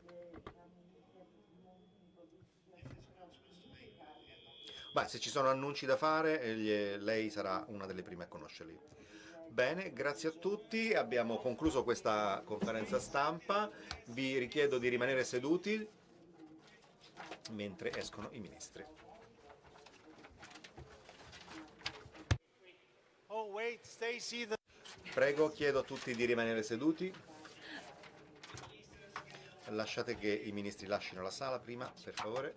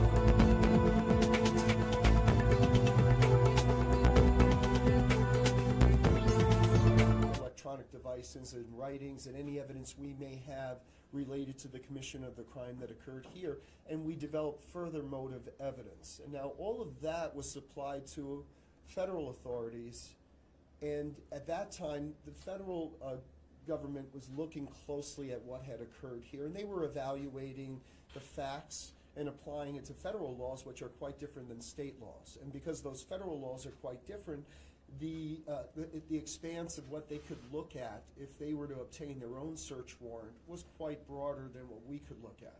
And that's one thing I think is important, because they're in a much better position to evaluate what we can call motive evidence than we are, because here on a state level, we're talking about attempted murder and assault. These are just localized events, whereas federal statutes, the implication of federal law, and at that time it was being investigated, and I believe my understanding is that that investigation has resulted in an indictment. The federal statutes are in a better position to deal with the motive evidence, which obviously has international implications. So we stayed away from that. And we also stayed away from it because we were requested informally to just not go there, so that we wouldn't disrupt the federal process, which went from investigation to prosecution. And then finally, I think it's very important for everyone to recognize that my job is to just, to assert the state's case as best as we can, or the people's case as best as we can. And I have to be mindful of potential prejudice, and we have to safeguard Mr. Matar's rights. And the motive evidence here could potentially give rise to prejudice of potential jurors and so forth. So looking at everything, we made a decision conscientiously not to present motive evidence, and we felt, and I think the end result justifies our opinion that we could prove intent without getting into motive evidence. So we have done so. I don't like the fact that it was thrown back in my face, especially in light of the fact that the defense at one time had filed a motion trying to preclude me from going in that direction. But at the same time, and I think it's important to recognize that the defense itself also had a very difficult time at dealing with this fact pattern and the surrounding circumstances and the dynamics in their defense, their vigorous defense, which I thought was a very good defense. And I think Mr. Barone does a very effective job in what he does, and I wouldn't take anything from him, because I think that that's a very difficult job. I think each one of us had very difficult jobs, different roles and responsibilities in this process. So I just wanted to address that. I think the only thing I would say to you is that, and I think I've said this before, 3 years is a long time. It's been a lot. There's been many delays from my perspective. I'm just glad that justice delayed is not justice denied. Mr. Matar came into New York State as a visitor. He's now a resident, and he has 25 years plus whatever credits he has already received for the time that he has been incarcerated since this event. We're closing in on 3 years shortly. He will receive credits for good time. There's all kinds of opportunities that are available in the state corrections system that might mitigate the sentence, administratively outside of the courtroom. And I hope that he utilizes that time, because I recognize at my age that when he gets out, he'll be younger than I am now. He'll have a fairly full life ahead of him, and hopefully he'll reconsider, his value system in light of what's occurred here. It's a tragedy. It's a tragedy that anyone should resort to this level of violence. It's a tragedy that all of this occurred. It's a horrific event that despite what Mr. Barone argued in the courtroom, which I think was very effective, and I think it was a good argument. Mr. Matar controlled all of this, including the selection, not just of the venue and the subject matter that was occurring at that time, but of his intended target. And all of that swings both ways. So unfortunately, again, while it's difficult for us, certainly it was difficult for Mr. Barone and his group, and I think they did a good job, and I want to acknowledge that. The only other thing I want to say to you is that, I want to acknowledge Mr. Rushdie and Mr. Rees. They have both undergone, a traumatic event in their lives. And I do want to acknowledge those people on the stage, both employees of the institution and just visitors who rushed to the stage at their own peril and, considerable personal safety risks to stop this attack before the completion of the act and to save Mr. Rushdie's life. But for their interaction, I think the evidence is clear that Mr. Rushdie would have bled out from about 15 holes that were inflicted upon his torso and his neck and his face right there on the stage in front of everyone who was there to watch it. And I would say something else, and I said it in the courtroom. I had asked the judge rhetorically to consider, in his 50-some-odd years of life, any horrific events he's witnessed, and I ask each and every one of you to consider that too.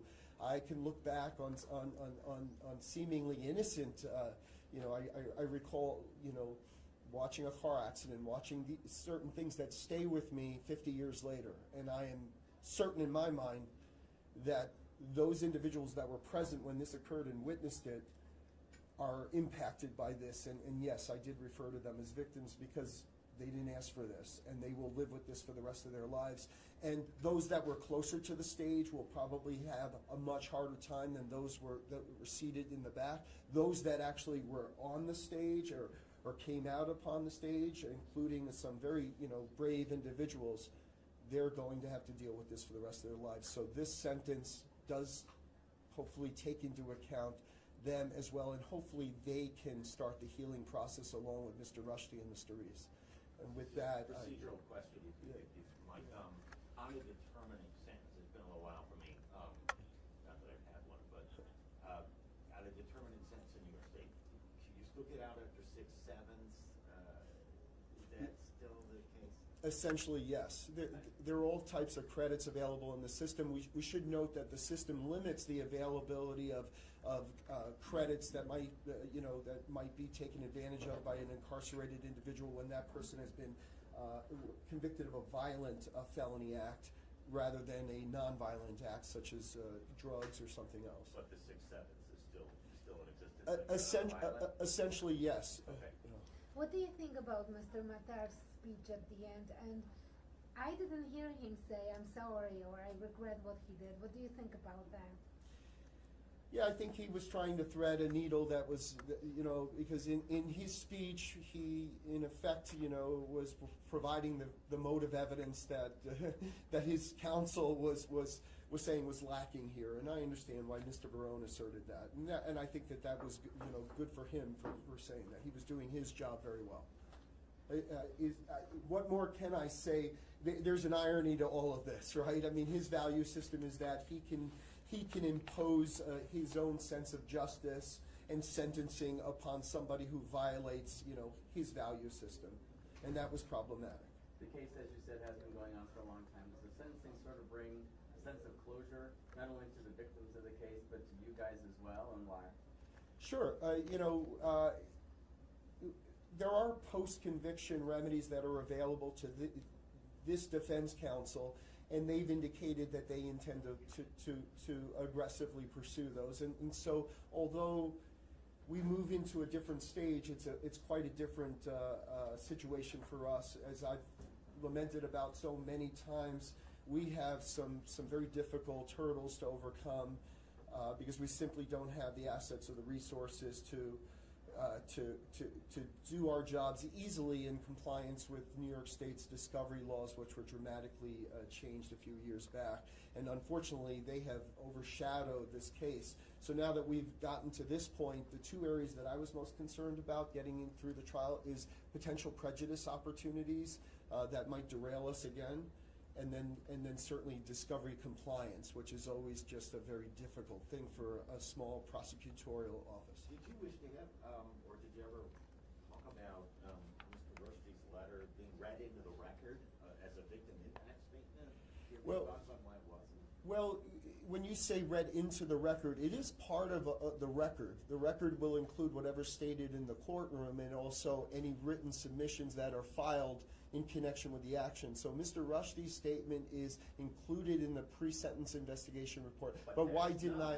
I'm sorry? But that's not part of the public record, right? Well, it's not part of the public record because by statute, the pre-sentence investigation report is a sealed document. Right. However, it is part of the record of this proceeding, which will travel with Mr. Matar as he goes into the system. Now, I could have read into the record, and I thought about it, and I actually didn't anticipate the lengthy conversation, which I thought was a good conversation, a healthy conversation between Mr. Barone and Judge Foley. I was trying to, to get past some of the more obvious and self-evident points. Is, obviously we have two individuals that are in their mid to late 70s who were stabbed. Mr. Rushdie was stabbed about 15 times, and Mr. Reese was injured himself.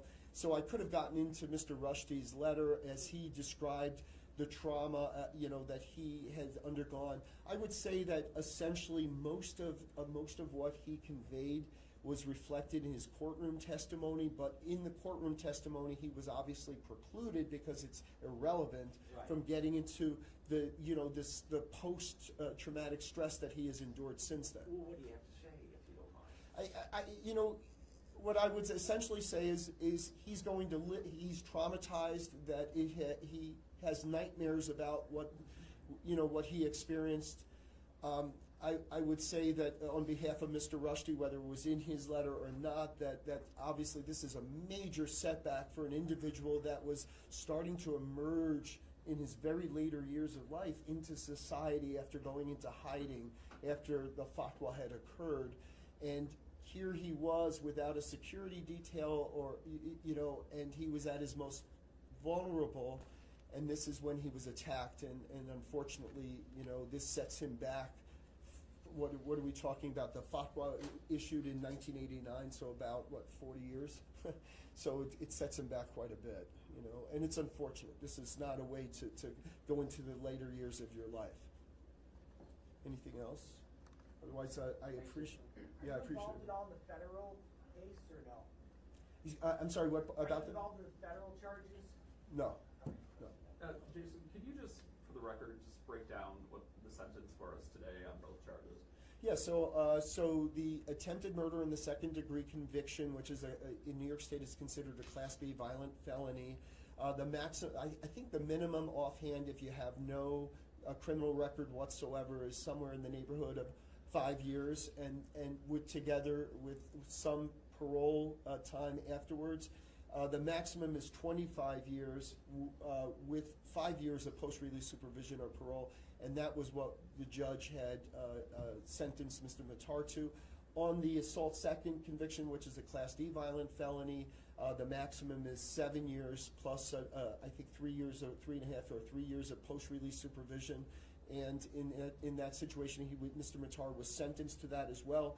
Then there was the issue of whether those sentences could be run concurrent or consecutive to one another, and the law is pretty clear that because all of this arose from essentially one transaction or one event, that it has to, by statute, run concurrently, and so those two sentences have merged into one concurrent sentence of 25 plus 5.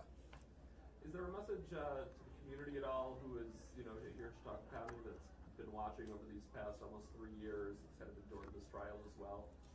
It's just that we have now closed it out as best as we could. It continues in the background, and hopefully we can all just resume normalcy here. We are, I would note, we're going into another season for the institution, and hopefully we can put this behind us and just move forward.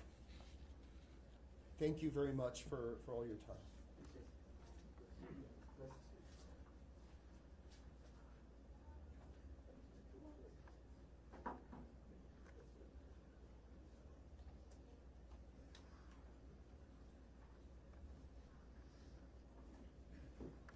Well, I figured I'd hang around and hear what Mr. Schmidt had to say, and just briefly meet with all of you, and thanks for being here today.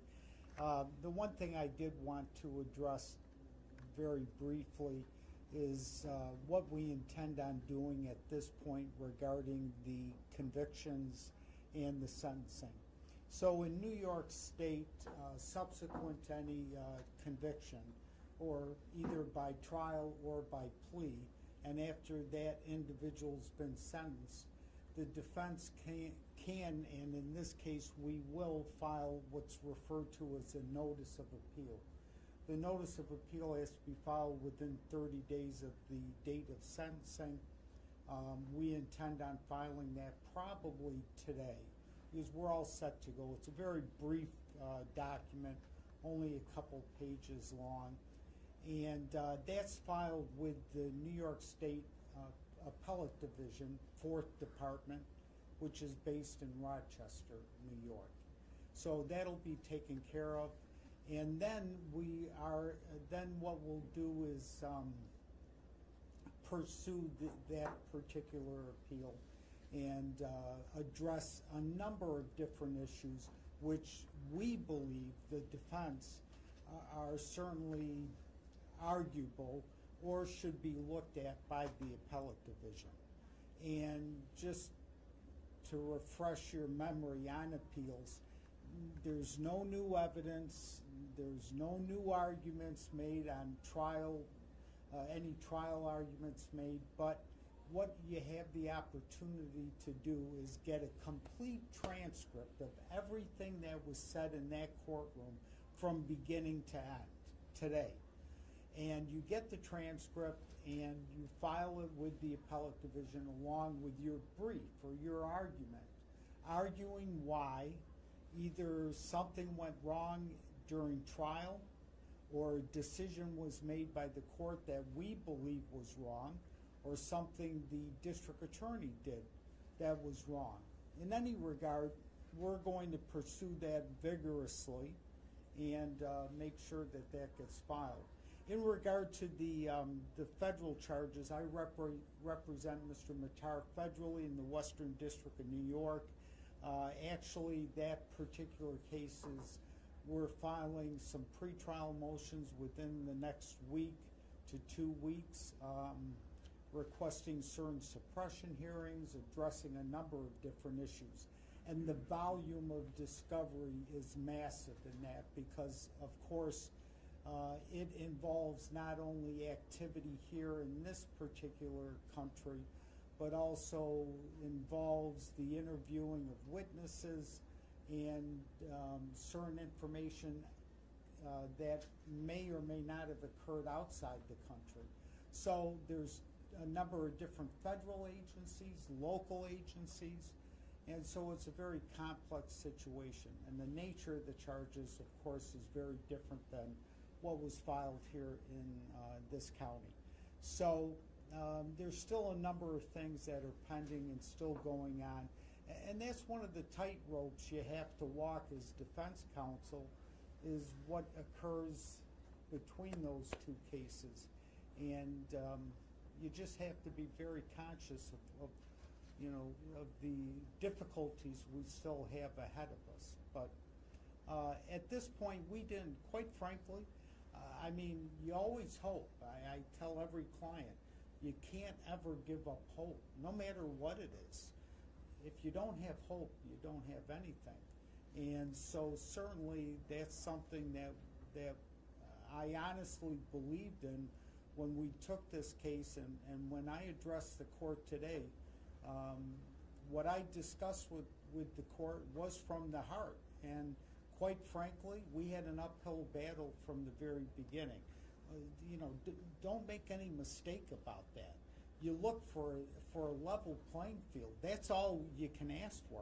But unfortunately, it doesn't happen. And if anyone thinks that it does, I disagree.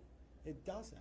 I mean, there are a number of different things. When you look back at jury selection, I don't even think there was a Muslim in the jury pool.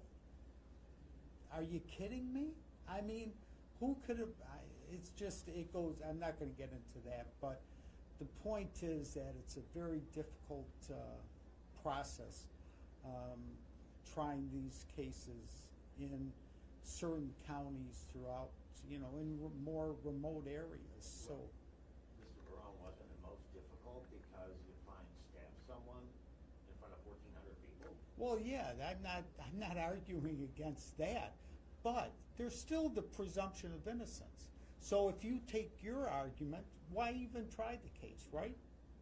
I'm just saying that Well, had to no, be the most difficult hurdle, wouldn't it not be? Oh, if of you course went it on is. eyes on this one? Of course it is. We discussed that from the very beginning. We discussed it from the very beginning. But then when you add to that mixture, the federal charges, then there's other issues that have to be considered. You brought up in court today assaults against your client. Yes. Is part of that due to the notoriety that he's now gained? You know, I really don't know. It's something we saw in the PSI. We're investigating it. At least initially, we've learned that, and again, I can't say this for sure, but initially we don't believe so, but that's something that we're taking a look at. Were you listening when the DA was saying he kind of thought they didn't bring up, you had made motions not to bring in motivational evidence, and then they didn't, and you kind of threw that back in his face today? Well, the reason why it was raised today was really based on what Mr. Schmidt had argued when he gave his statement to the court and made reference about certain things he was asking the court to take into consideration when considering what an appropriate sentence would be. And that's when he talked about, you know, the reasons why he came here. And, you know, some of that, the things that may or may not have occurred prior to him showing up at Chautauqua. So that's really the reason why I threw that back in his face today, because if you think back to the time of the trial, there was no testimony or evidence submitted as to motive. And even preparation, quite frankly. You know, and I like anything else, you know, you can't get around the fact that obviously he was living in New Jersey and they had admitted certain things regarding his driver's license and other information. But yes, so, you know, I just didn't want the court making using the court's speculation as to why he showed up here and what his reasons were for what he did. You seem most impassioned when they tried to suggest that there weren't just two victims, there were 1,400 who were traumatized, and your point being, whether that's true or not, you never had any evidence of that. No, I mean, there was absolutely nothing. And then to raise that on the day of sentencing, I think is inappropriate. It's improper, and quite frankly, there's nothing to base that on. I mean, that's pure speculation. There was no reference to any of those particular victims, no evidence or even reference to the district attorney's office interviewing those people, talking to them, medical records, psychiatric records, emotional records, any of that. So where's the trauma, you know, that's at least in my opinion, way out of line. So. Now, just back to a couple of basic things. How surprised were you by the sentence, your reaction to that, and given the federal charge, does this really provide a sense of closure for you in your office, or you just move on to the next phase? I just move on to the next phase. But I will tell you, you know, geez, I don't know. This is kind of a tough answer. You take a lot of cases, and you know from the beginning, you've got your work cut out for you. And you know that probably things are going to be very difficult. But it shouldn't deter any criminal defense attorney from taking a case. How you handle the case, it could be something entirely different. But when we got the sentence today, I was hoping for the best, expecting the worst. And does the 25 years surprise me? No. Unfortunately. But I think, and this goes back to what I argued today, was that from the very beginning, I think that you know, society in a lot of ways determined. Outside of that criminal justice system, it was the public and society that determined what was going to happen. And unfortunately, you can try to insulate yourself as much as you want, whether you're the court or the district attorney, but you're in elected positions. You're under a microscope. And a lot of times you end up doing what you think they want to hear. And, you know, and that's, I think every case is different, you know, and I'm not going to pretend to know what justice is on a case, but you know, a lot of times you can feel the injustice in the case, and I certainly think that with certain situations, you know, you got to insulate yourself from what the public is expecting or what they think is right or what's wrong. It's, you know, and who's better to judge than the judge himself? He sat through the whole trial. He listened to the testimony. He listened to the evidence or the lack of evidence. He was able to make that determination. He saw our sentencing memorandum and what issues were raised. We had a mitigation expert come in from the state and do that mitigation report. So there was a lot of issues in front of the judge. And most notably, you know, look at when we're pre-trying this case and the court is discussing the possibility of capping a determinate sentence at perhaps 18 years. Well, it may not seem like much, but it's less than the 25 that the court gave today. So obviously, I don't know what he may have heard during trial, but there was no motive evidence during trial. There was nothing new introduced at the time of trial that, in our opinion, would warrant an increase in that sentence. Do you think maybe he heard it today from Matar himself, not necessarily an apology, but a justification? Yeah, I mean, you can tell your clients sometimes everything that you think they should say or shouldn't say, and you know, sometimes they listen to you, sometimes they don't. But I think that, you know, that's something that,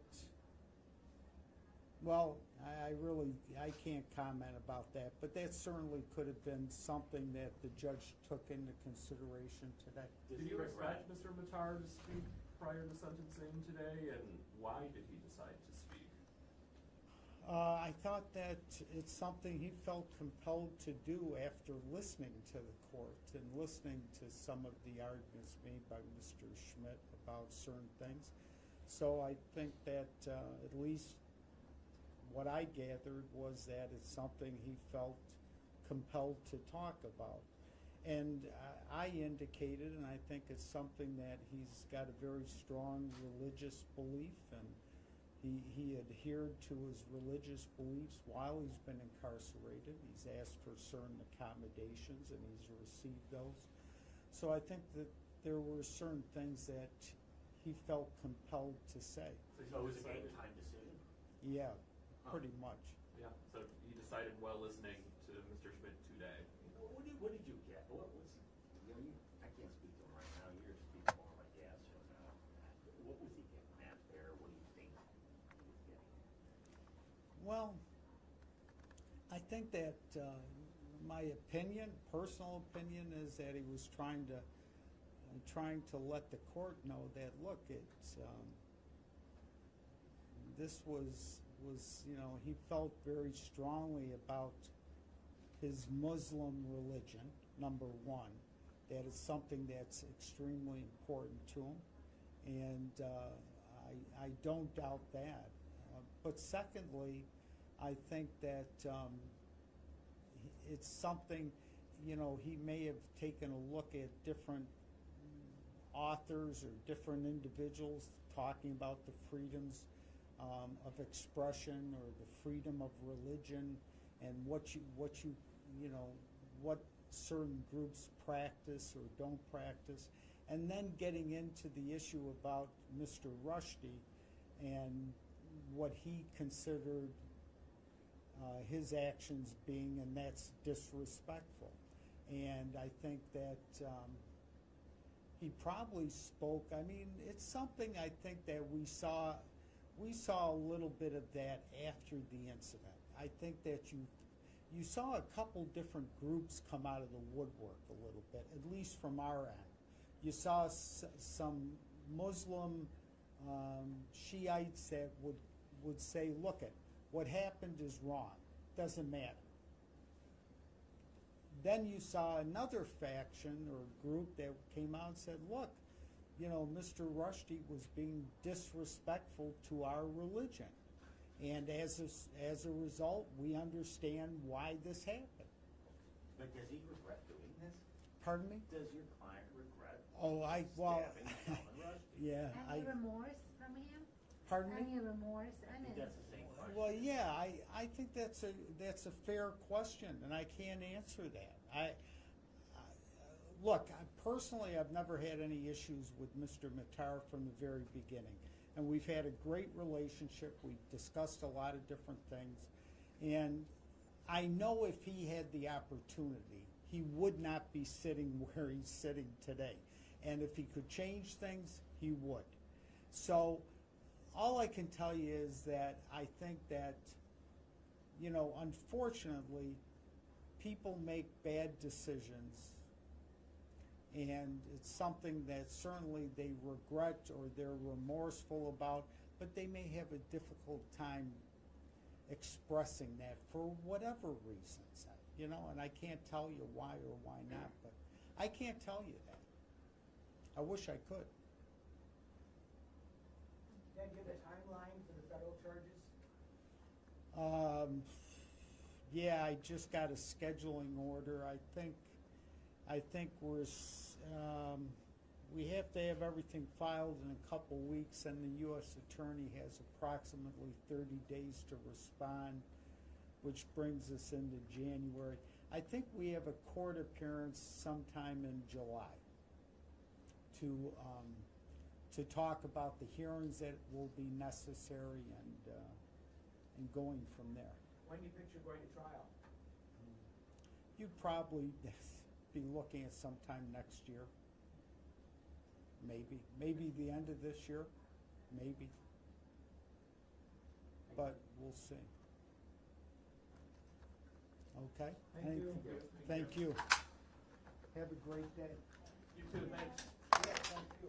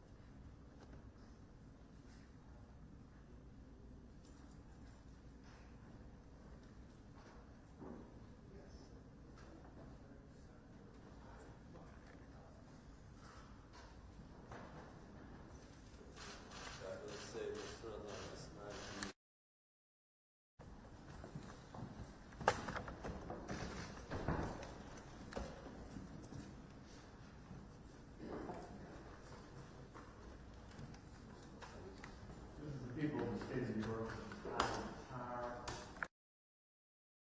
Indictment number 70563-22. Mr. Matar before the court with his attorney alone. Mr. Schmidt present on behalf of the Metropolitan County District Attorney's Office. This matter is scheduled for sentencing today following conviction of one count of attempted murder in the second degree and one count of assault in the second degree. Mr. Barone, you had an opportunity to review the pre-sentence investigation report. I have. I hadn't noticed any errors in the PSI report. However, we are asking that certain things be excluded from the report.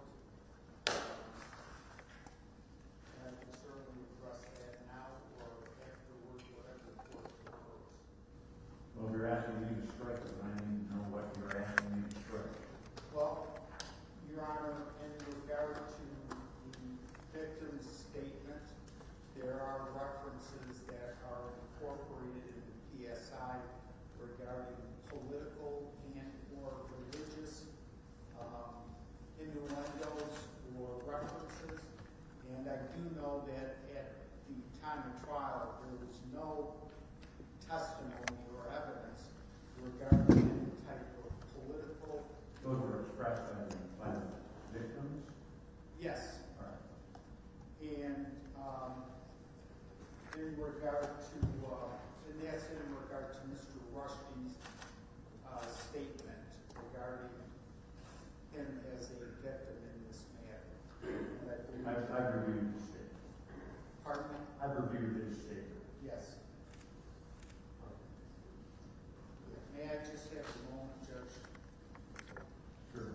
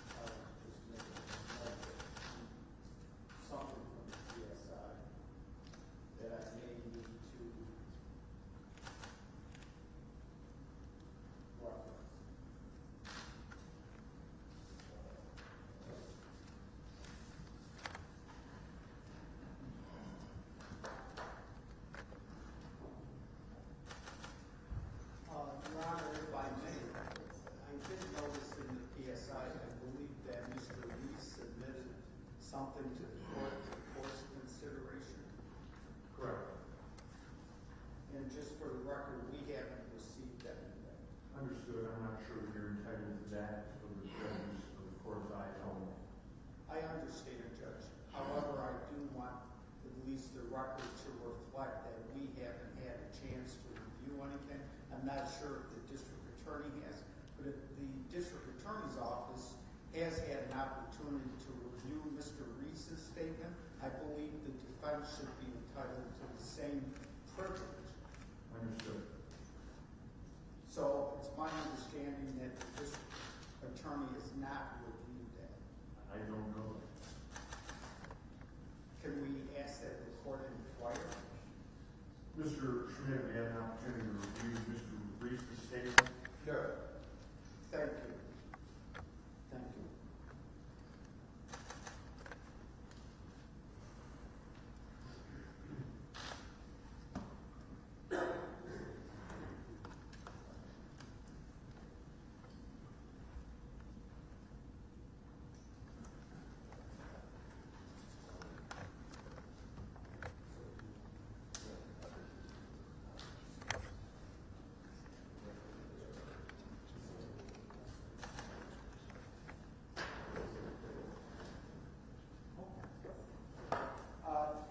I've had a chance to talk to Mr. Carr regarding his most recent review of the PSI.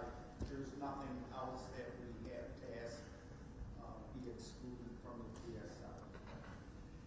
There's also a motion to set aside the verdict. I've had an opportunity to review that. The information contained in that affirmation by your office, Mr. Jerome, just reiterates decisions that I made during the trial. There's no new information that is gleaned from that motion to set aside the verdict.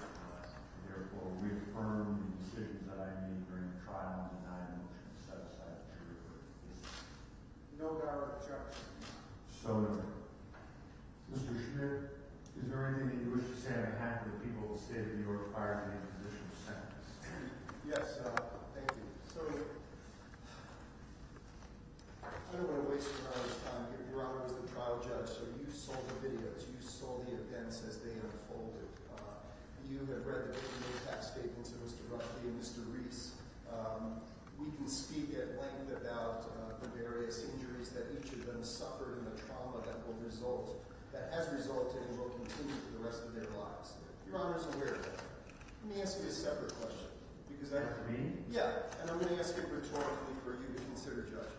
What's the most horrific thing in your life that you have ever witnessed? Because what I want this court to consider when weighing potential mitigation issues that may be raised by the defense, and I see three possibilities based upon the PSI, based upon some of the conversations that we have all had together, and the separate sentencing memorandum that the defense submitted to the court. One is the defendant's age, relatively young, but he's 27 years old. I don't think that that's sufficient. The other is the lack of criminal record, which I think is an area that Your Honor has thought about quite a bit. And the third is the concepts that were presented to the court in the defense's sentencing memorandum about Mr. Matar's upbringing and the difficulties and challenges that he had as a result of perhaps a poor relationship with his dad and having to relocate from the state of California to New Jersey, and relationships with his mother and his grandmother, and his failure and difficulties to fit in and to, I'm aware. Right. And I think that those don't hit very high in the people's view. Here's what I've asked this court to consider that the court may not have considered. The victims are not limited to Mr. Reese and Mr. Rushdie. There were over 1,400 witnesses to this event, Judge. And I would say to this court that each and every one of those individuals will live with the trauma of having witnessed this event before their eyes. And I ask Your Honor to take that into consideration and weigh that against the mitigating factors that the defense would present. Let me say this, Mr. Schmidt. I'm certainly aware of the venue of the event and the place that it took place, and having heard the testimony of the trial, aware of what that place represents, and I think that's a factor that certainly the court should know. Do you agree with that? And the people that saw it. And that's what we're asking Your Honor to do that. And when Your Honor views that, I want Your Honor to take into consideration Your Honor's own experiences in life, as we all take life experiences into consideration. We have to account for those and consider what these individuals who witnessed this event live experienced, or those that were watching remotely experienced and will experience for the rest of their lives. Can I ask you one other? I just want to clear up one question that I have for you, because I've done some research this morning on this. I would note that both victims are requesting that I run time consecutively, and my review of the applicable law does not allow me to do that. I would agree with that, but I think that that's another area that urges this court to sentence Mr. Matar to the maximum time. No, Unfortunately, I just want to be clear that because of the nature of the conviction, especially in regard to the assault, which I would refer to as a felony assault, it's tied in the mens rea for that crime is tied into the attempted murder, which by law prevents me from running a consecutive. I would suggest to this court respectfully that you should look at it, that we recognize that in order to prove and get a conviction on the assault second, we had to have had a conviction on the attempted murder under the nature of the charge that was indicted by our grand jury, subdivision 6 of the statute. Sure. However, we can still look at the facts here, and we can recognize that we had two separate victims, and in some respects, two separate events, Judge. You watch the video. We had Mr. Rushdie, who went down, and the commission of the attempted murder of the second degree was completed when the crowd took down Mr. Matar, was holding him, and during the immediate flight therefrom, according to the statute, from the commission of the attempted murder, the assault second was committed. Two separate... No, I understand. But by law, I have to run concurrently. I mean, you did not charge, or nor was Mr. Matar convicted of an independent, intentional assault against Mr. Reese. The grand jury did not indict Mr. Matar on that. However, and I'm moving beyond the question, I agree with you. Okay, you agree with me. It's a settled issue. I don't think in good faith I could argue but for you consecutive time. That should be weighed when I'm considering what sentence I impose. Yes. Okay, I understand. And I would say, since Your Honor is aware of all the issues that I'm raising, consider for a moment the venue since you brought it up. And consider for a moment the subject matter of this intellectual discussion that was taking place when Mr. Matar chose to conduct his attack upon Mr. Rushdie. Now that's important for this court to consider, because this court and this prosecutor, we sit in Chautauqua County, which for over 100 years has hosted the Chautauqua Institution, which in turn draws from outside of our community. The cultural fabric of Chautauqua County, the economy of Chautauqua County relies and is interwoven with the institution. So when Mr. Matar, who controlled every bit of the circumstances here, chose his victim, chose his timing, chose the venue, chose to travel from the state of New Jersey across the Hudson River into the Port Authority in Manhattan, and then take a bus across the state to Buffalo, then take an Uber or a Lyft into Chautauqua County. He chose this. He designed this attack so that he can inflict the most amount of damage, not just upon Mr. Rushdie, but upon this entire community, upon 1,400 people that were there to watch it. Consider for a moment the premeditation that took place here. Consider all of the sentences Your Honor has given to other offenders, and consider those circumstances where there is some interaction with outside forces that create the circumstances by which crimes are committed. How many times have we seen somebody who, by their own volition, based upon their value system, have made the choice, a premeditated choice, to attack somebody without provocation based upon his own belief system? And in considering that, consider the immediate flight therefrom that occurred here, because this is very important when you consider what to do with Mr. Matar. Mr. Matar recognized, and I think it's reasonable for me to argue, that Mr. Matar recognized, given his selection of this venue and the timing of this, where there were so many people around, that he was going to make his attempt, and he knew that he was going to be either taken into custody or perhaps injured or killed during the commission of this act. And yet, that didn't prevent him from committing his act. We're a society of laws. It's just the rule of law that prevents me from acting upon my own inclinations, Your Honor as well. And without those, what happens? We have pure anarchy, and we react to a violent, we just go through with our violent impulses.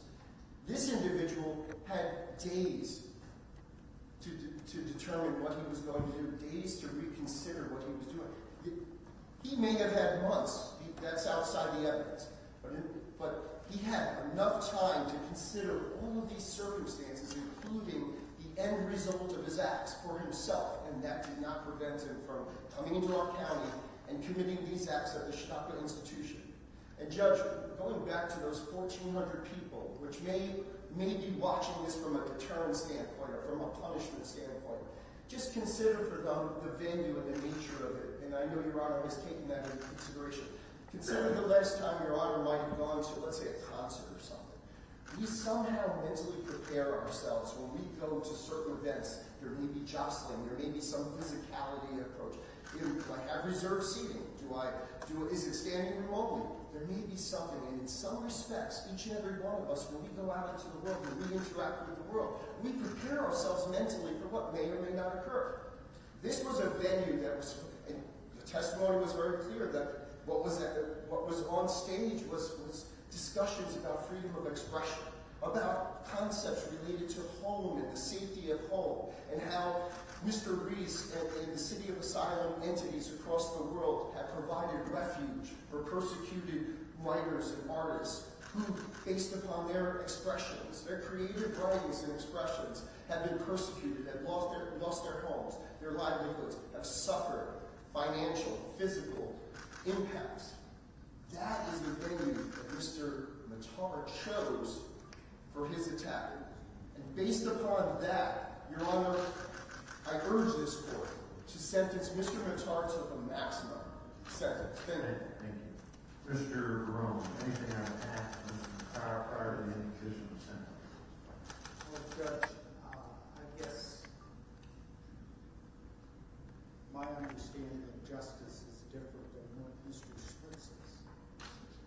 But I suppose that when Mr. Schmidt reaches for these conclusions about what Mr. Matar's own beliefs were or what his intentions were, there's no proof whatsoever as to what they may have been at the time of this incident. There's no proof, no evidence, no testimony as to what Mr. Matar knew or what he didn't know about the event that particular day.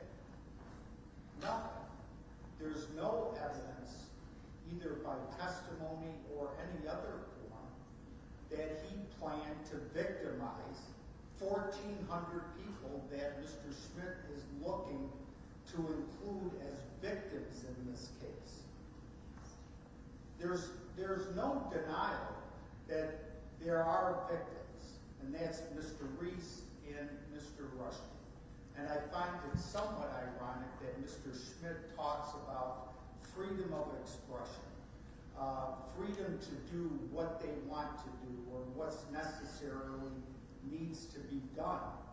And at the same time, Mr. Rushdie, in his statement as a victim in this matter, talks about Mr. Matar's political gains and or his behavior or his religion or whatever it may be. Because if I'm not mistaken, at no time during the trial was there any testimony, was there any evidence submitted that in fact referred to motive for this incident and or intent.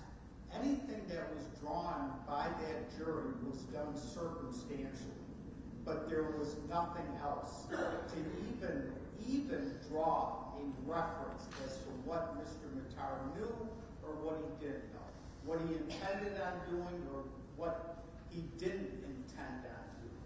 So I think that's a real reach on the part of the prosecution in asking the court to consider that.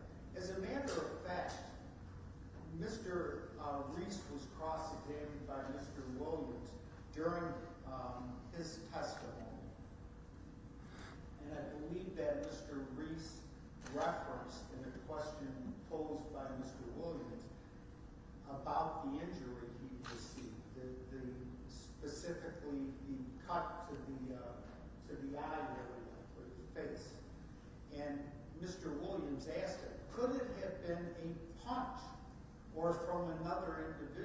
and Mr. Reese agreed. He had no specific information that it was either Mr. Matar or a knife that caused that injury. So, and in regard to that, Judge, again, the conclusion reached by Mr. Schmidt as to who these other victims are, I would just suggest to the court, most importantly, and I'd like to believe, I would like to believe that this should be seen as any other case, and I do agree with the prosecution. This case, let me ask you this, Mr. Brown, just an act, because you talk about, and I agree, there was little to no information during the trial regarding why this was committed, but inherently in that is sometimes I look for reasons. Most of the time, you can glean just based upon the evidence that's presented here at trial or at the trial why people are motivated to commit intentional crimes and the underlying reasons therefore. So if you say that was absent, there was evidence to suggest that Mr. Matar came from out of state, he came to the Chicago institution, he was prepared to carry out this act, and it would suggest to me, and he was found guilty of an intentional act, and it begs the question for the court. And it's hard for me to mitigate that when he comes to a venue, and clearly I have to take into consideration that it's a venue, that there are, as Mr. Schmidt said, hundreds, if not 1,000 people in attendance, that this is the venue that Mr. Matar chose to come to. And so it begs the question, why? And I have to take that into consideration. Well, I can't just say this is, for example, a boyfriend and a girlfriend, and the boyfriend gets mad because the girlfriend did something, and those are relatively simpler sort of situations where most times people have motive because something is occurring in their lives that upset them, right? Well, sure, but at the same time, if the court's going to do that, then you have to take into consideration any other factors, quite frankly, because there's no evidence or testimony or any indication of why he actually came to Chautauqua that day. And you can draw all the conclusions you want from the circumstantial evidence, but again, that requires the court to bring into consideration any other possible factors of why he showed up at Chautauqua that particular day. Could it have been perhaps because he looked up Mr. Rushkey's speaking schedule and just saw, hey, this is close to where I live? That's certainly a reasonable possibility, isn't it? Just as reasonable as what Mr. Schmidt suggested to the court. And the other thing, which I would object to strenuously, even to be considered by the court, are these other 1,400 individuals Mr. Schmidt references as being victims. There is no evidence that they were traumatized, victimized, or anything else. And to ask the court to take that into consideration is beyond the scope of any reasonable determination by any reasonable court in determining what justice is in this case. And I don't think that it should be. I think that's way out of line, Judge. So if you're going to consider these other possibilities, well then, okay, but consider everything, not just one-sided possibilities, but you're going to have to really start stretching the imagination. And to do that's improper. You're looking at what was submitted, what was admitted, and what was referenced at the time of trial. And there's no reference to that. And to do it now is, I'd say, Judge, beyond what our system is intended to do. And that's provide justice. And that's to take into consideration this young man, the mitigating factors, and what may or may not have happened to the two victims in this case, Mr. Rushdie and Mr. Reed. They've submitted statements, they've submitted what they're looking for or what they're not looking for. And I would just suggest to the court, I would hope that our societies come a little bit further than just getting a conviction against someone, locking them up, throwing away the key, and forgetting about it. I would hope we're not that archaic anymore. I would hope our courts want to look at an individual as a human being, regardless of what they've done, and consider every holistic approach.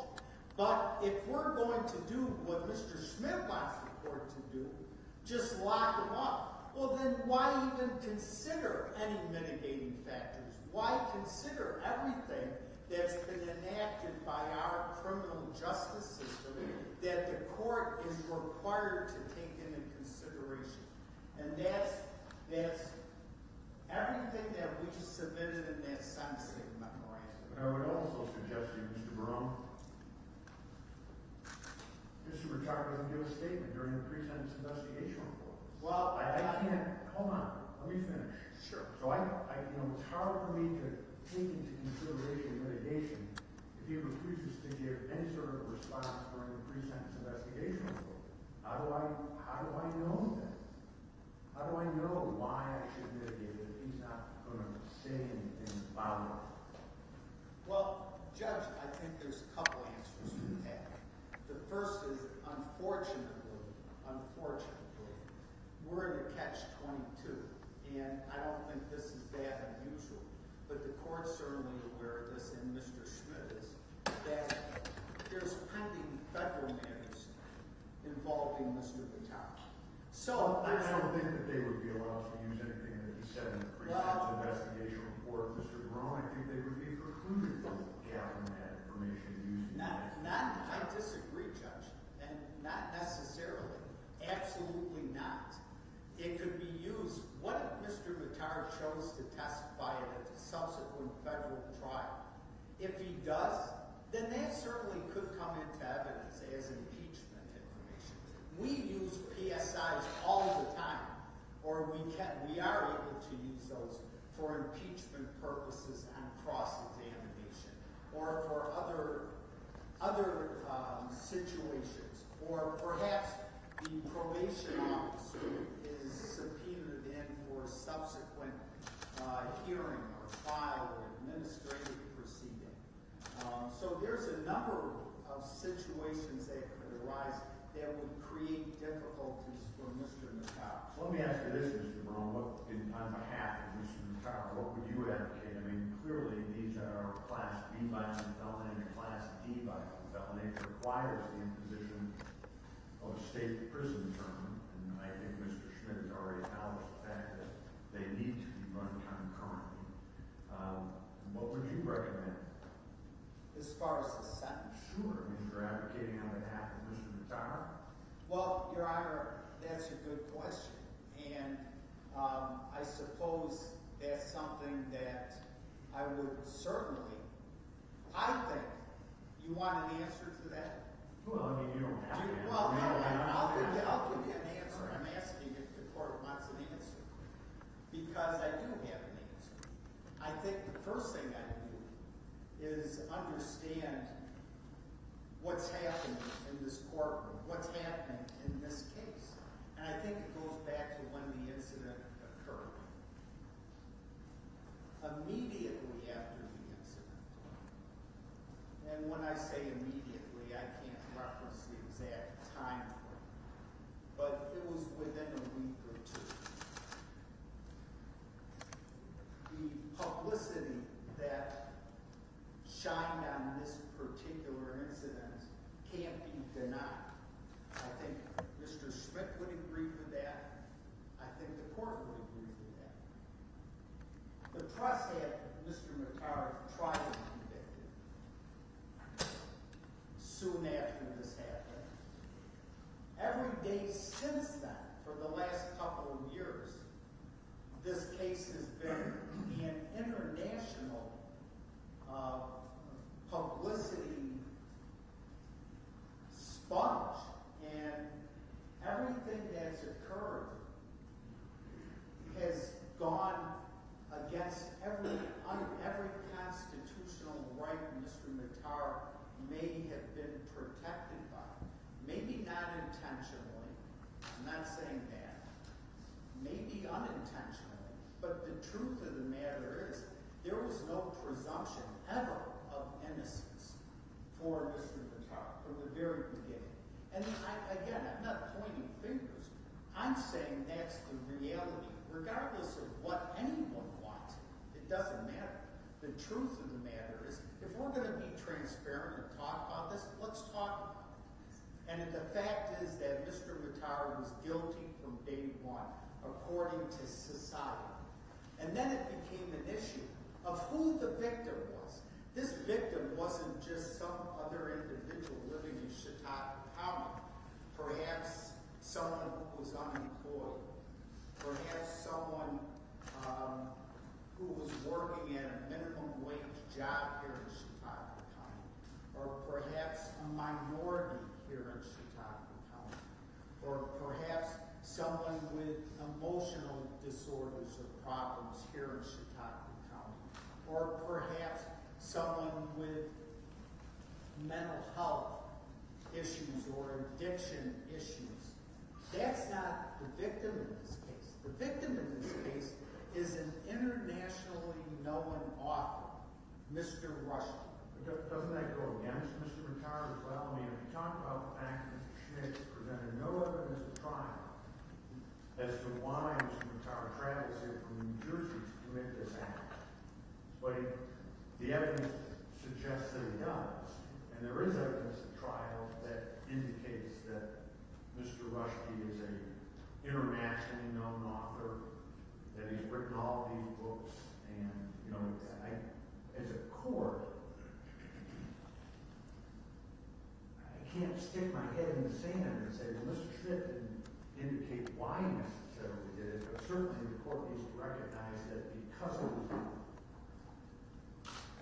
committed against someone who is a high-profile international author, and that he testified regarding that, that I can infer from that that part of the reason he did it was because of his vocation, correct, and his high-profile status. I agree with that. Right. I agree. It's a double-edged sword. Sure. And I don't disagree with what the court's talking about. But again, I think that Mr. Rushdie and his status in society certainly determined from the very beginning what accommodations were made for Mr. Rushdie that typically would not have been granted to any other Chautauqua County resident, quite frankly, unless there were unusual circumstances. And I think that, you know, unfortunately, the status of Mr. Rushdie drove this case or kind of steered the ship, so to say, in a lot of ways. And I think, which was a very difficult case to begin with. And the court certainly, when you talk about not sticking your head in the sand, is certainly aware of the fact that these are difficult cases for any defendant. Anyone accused of a crime has an uphill battle.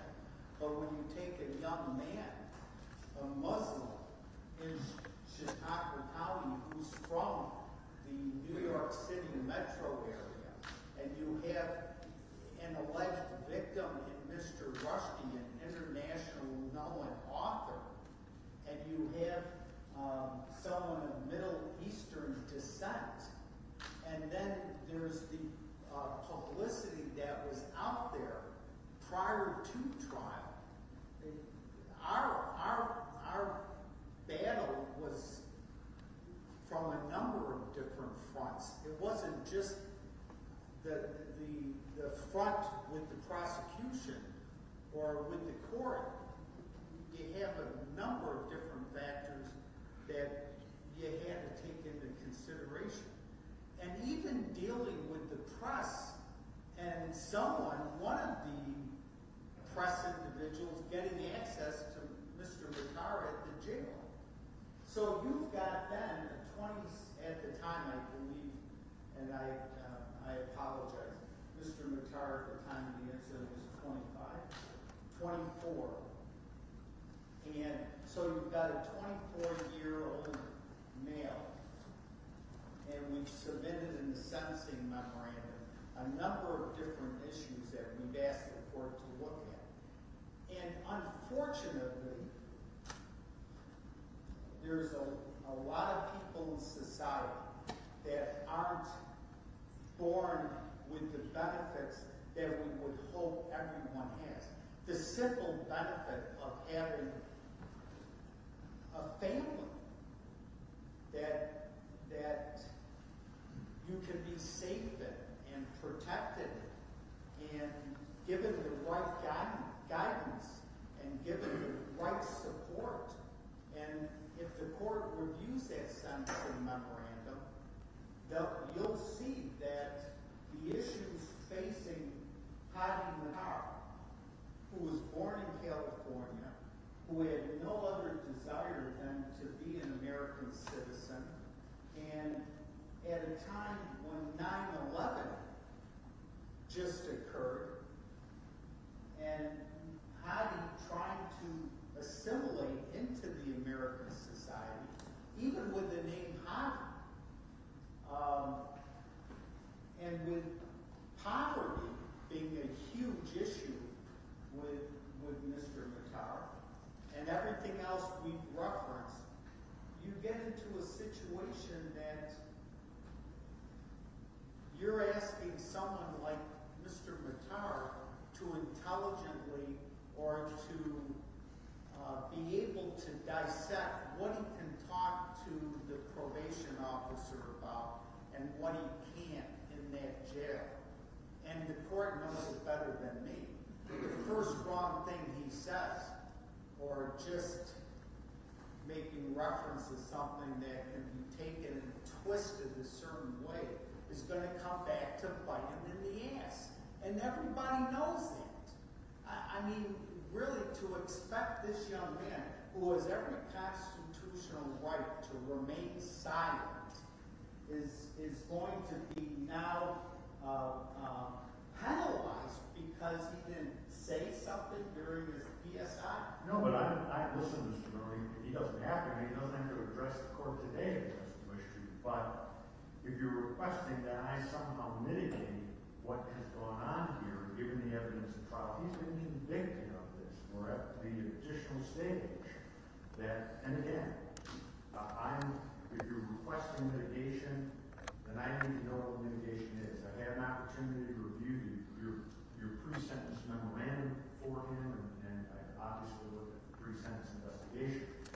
And I agree that there was little information provided to the court that would establish the motivation as to why he traveled from New Jersey up here and committed this act. But it doesn't negate the fact that he's done that. And I need to take into consideration, and I don't want to grasp at straws. I don't want to be unfair to the people of the state of New York, and I certainly don't want to be unfair to Mr. Matar. And so I'm just looking for as much information as I can so I can impose the appropriate sentence in this matter. And I do have questions. I do have concerns about the nature of this and the fact that it occurred at the Chicago institution and that it occurred at a public event and that Mr. Rushdie, who's a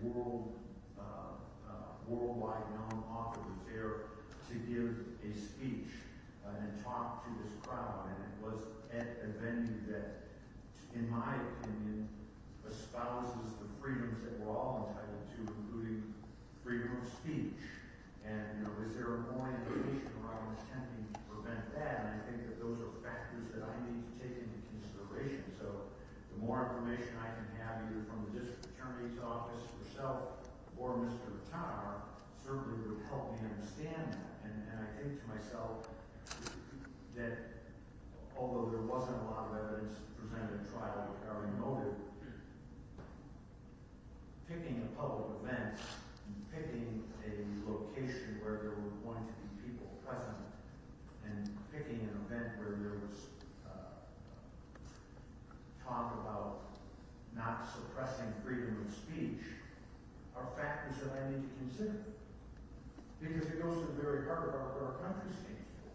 And I'm not even saying that Mr. Matar, who is as you've indicated, is a United States citizen himself, certainly has the right to exercise his free speech if he wishes to. And he can speak out against Mr. Rushdie all he wants, if that's what he wishes to do. But I draw the line where it now becomes at least partially evident, in my opinion, just based upon the facts and the evidence presented at the trial, that he intended to prevent Mr. Rushdie from exercising his. No, I understand, Judge, and I would just add that the PSI indicated there was two law enforcement statements that were provided by Trooper Nagle.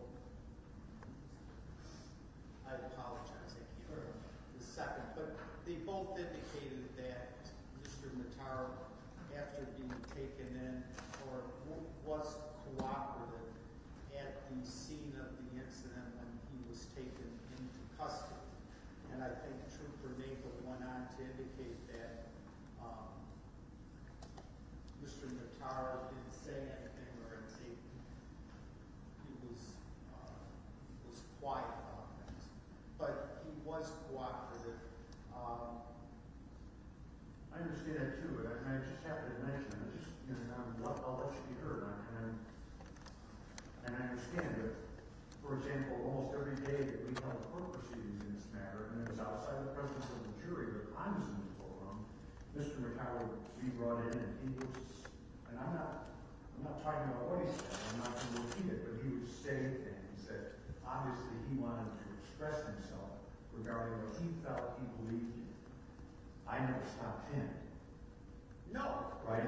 And so just, and he has the right to say that and think that, but, this somehow dovetails into what he believes his motivation is to travel from New Jersey and come up here and commit this act. I'm not meaning to say that he can't exercise his right to free speech, but he shouldn't be preventing someone else from preventing their right to free speech by committing an act of violence. I understand, Judge, what you're saying. I think that any references that Mr. Matar made in the courtroom, and I do know that the PSI addressed this to some extent regarding Mr. Matar's religious beliefs, and I think that the PSI report referenced two or three, and I apologize if I'm wrong, 2 or 3 separate events that occurred at the jail. And I do know that it was the discussion the probation officer had in the PSI report about 2 of the 3 was somewhat limited. However, I will point out that on one of those incidents, and the court may recall this, that when COs reviewed and what I found a little bit disturbing, I believe that this last incident was actually during trial. Mr. Matar was the victim of an assault at the jail and was caught on video. And I believe the COs indicated that there were at least 50 punches and kicks to Mr. Matar's head and his body. At which time, at no time, did he in any way fight back, raise his fist, do anything other than take a protected position for himself. That's a little outrageous. There's no other indication of Mr. Matar doing anything that during this particular attack, and when asked about certain things that occurred, he told the probation officer that he believes very strongly in his religious beliefs. And I have nothing against that. No, I tried to make accommodations for him during the trial when I could, and I would indicate at the same time that I'm speaking about the right of freedom of speech. There's also the right to freedom of religion that is protected under the United States Constitution, and that includes every religion, in my opinion. And Mr. Matar is entitled to his belief in that regard, and And I respect that and try to recognize that and afford him the opportunity to exercise his religion during the trial. Let me just move ahead quickly, Judge, because I do want to answer your question. And I think that when you take these particular situations, the court is in the difficult position of determining what justice is in this case. And I think all of us that work in this system would agree that that justice itself is not always easily obtained. And there are mistakes made like anything else. And justice is a case-by-case basis. And I think, again, everyone would agree. And it depends on the situation. And I think that when we look back over the last couple of years regarding this particular case, and again, I understand the court would probably be helped to some extent, at the very least, if Mr. Matar had talked about certain things. But again, I would hope that the court appreciates that, as counsel to Mr. Matar, we've advised him as well. Listen, you can't talk to anybody about anything, and you have to be very careful. But at the same time, Judge, when we were discussing this case during several pretrial conferences, and we come in and we have hearings and we get together and maybe society and the public isn't aware of this, but there'd be discussions about everything that Mr. Schmidt talked about, most notably Mr. Matar's lack of any prior criminal history. The court's aware he's never even been arrested. He's never had any problems. No matter where he's gone, he's got an absolutely clean record. But that being said, we discussed what would be an appropriate resolution to this case. And obviously, I've had cases.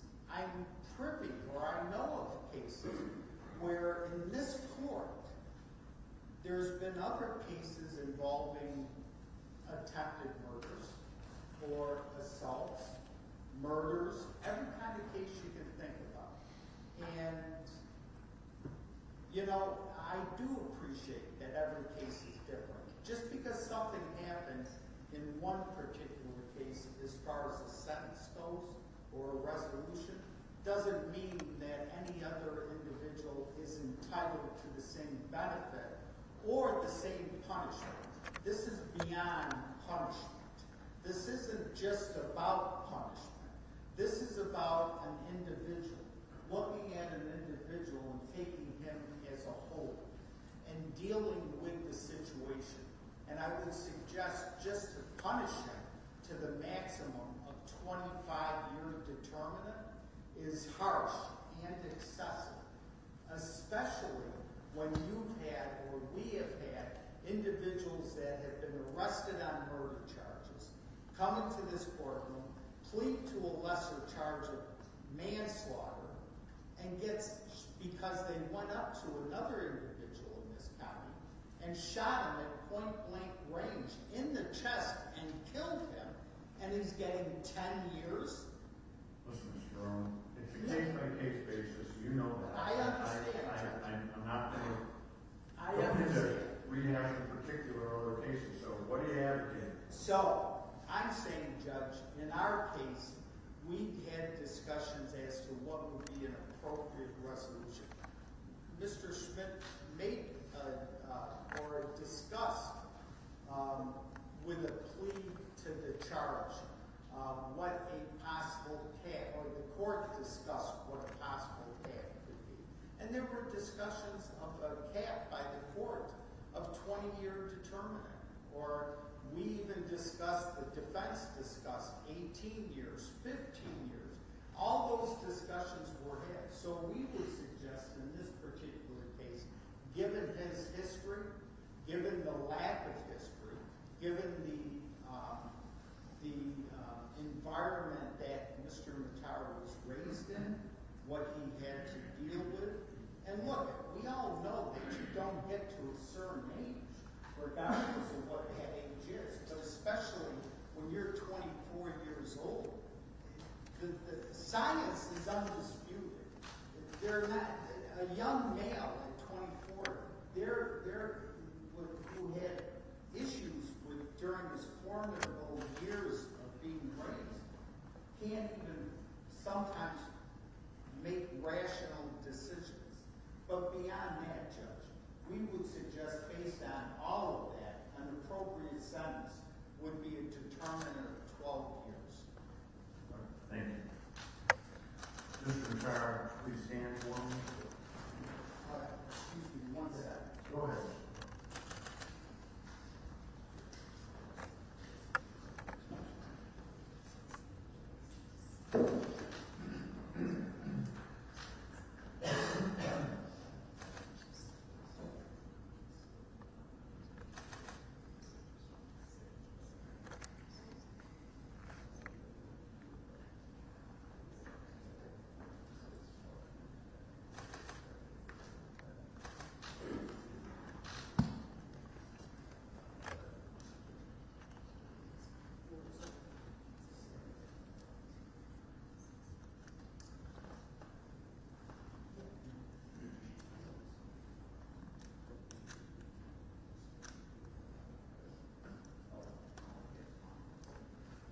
Thank you, Judge. Mr. Matar, I want to start by indicating to you that you have no requirement to address the court if you don't want to. I just want to reassure you that you are under no obligation to do that whatsoever. However, under the law, Mr. Matar, you are entitled to the opportunity to address the court in regard to the sentence. I'm going to give you that opportunity now. Kind of wanted to just address a couple of things that were said, like in regards to like freedom of speech. Just because that was mentioned, I wanted to just address it because it was good. I don't want to take too long. This is not necessarily motivation. This is just what I thought about just in jail, just reflection and stuff like that. I'm sorry, just in jail. Just in jail, reflection, in jail.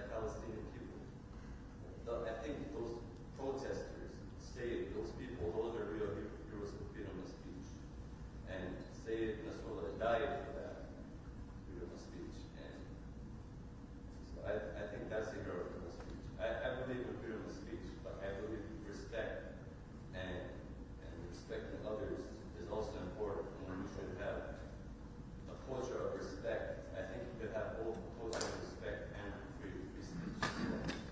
That's all I wanted to say. Thank you.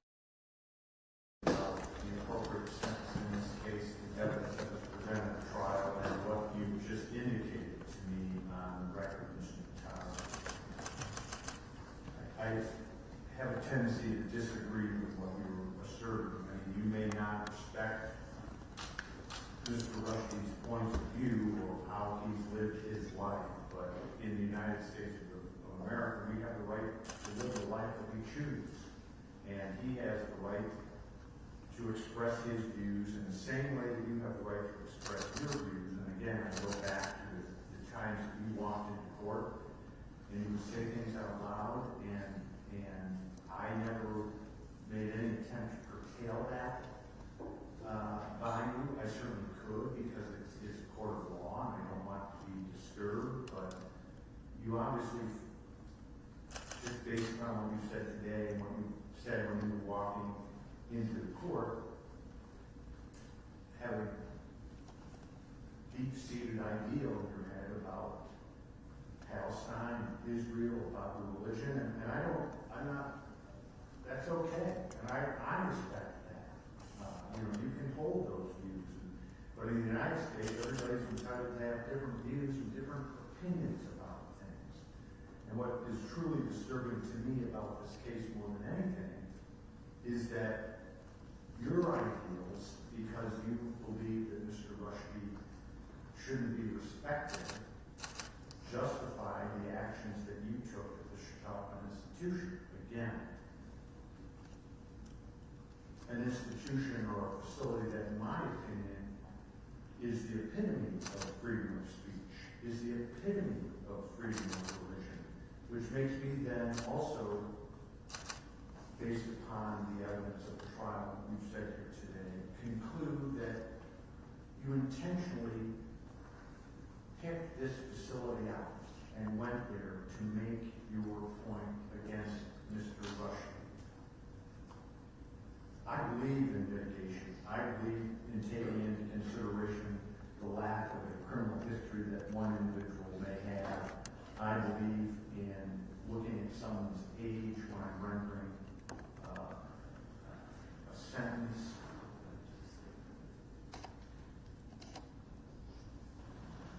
But in this case, it's very difficult for me to mitigate my behavior. And I ask myself, if I gave you 12 years, or if I gave you 15 years, of course, is that a deterrent? And does that remove you from society for a period of time, which is one of the tenets of the criminal justice system? Sure. But your just disruption of our system and me, it's not me asking why you did it, because I think I understand why you did it, just based upon all the facts and evidence and what you've said here today. But then I think to myself, what prevents you from doing this again? Again, I don't disrespect your position in regard to religion or in regard to respect or disrespect, but what prevents you from getting out and attempting to do it again to Mr. Rushdy, or doing it to someone else that you think is being disrespectful to whatever your ideas are? We all have the right to have our own ideals in society. We all have the right to carry them. We all have the right to express them. But when you interfere with someone else's ability to do that by committing a violent act in the United States of America, that has to be an answerable crime. And we need to send a message through the judiciary that it just will not be tolerated. It is the judgment of the court in regard to the attempted murder in the second degree that you be sentenced to a 25-year term in state prison term plus 5 years of post-release supervision. In regard to the assault in the second degree, it is the judgment of the court that you be sentenced to a 7-year term in state prison term plus 3 years of post-release supervision to run concurrent as is required by There is a $375 surcharge that goes along with this. You'll have 30 days from today to file a notice of appeal, and you'll be remanded to the New York State Department of Corrections to complete your sentence. Is there anything further, Mr. Chairman? No. Mr. Barone? Yes, sir. Anything further?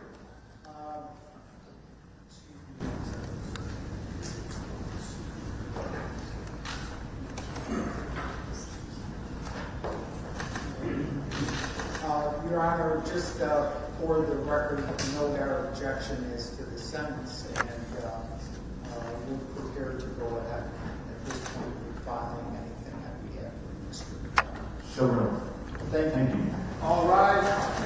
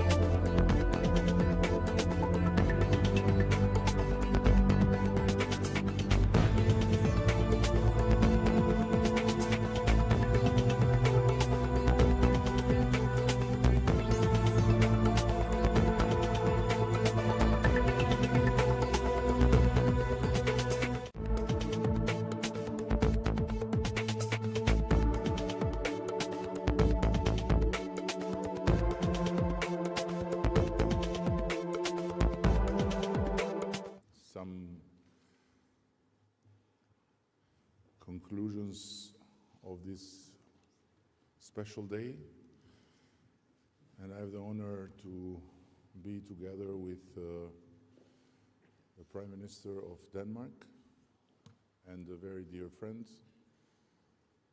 Mette Frederiksen, who is taking the torch from Tirana and bring it to Copenhagen, where it will be organized the next European political summit. We have come together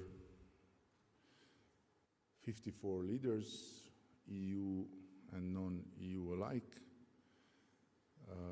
to have a very important, very intense, and I would say very open discussion about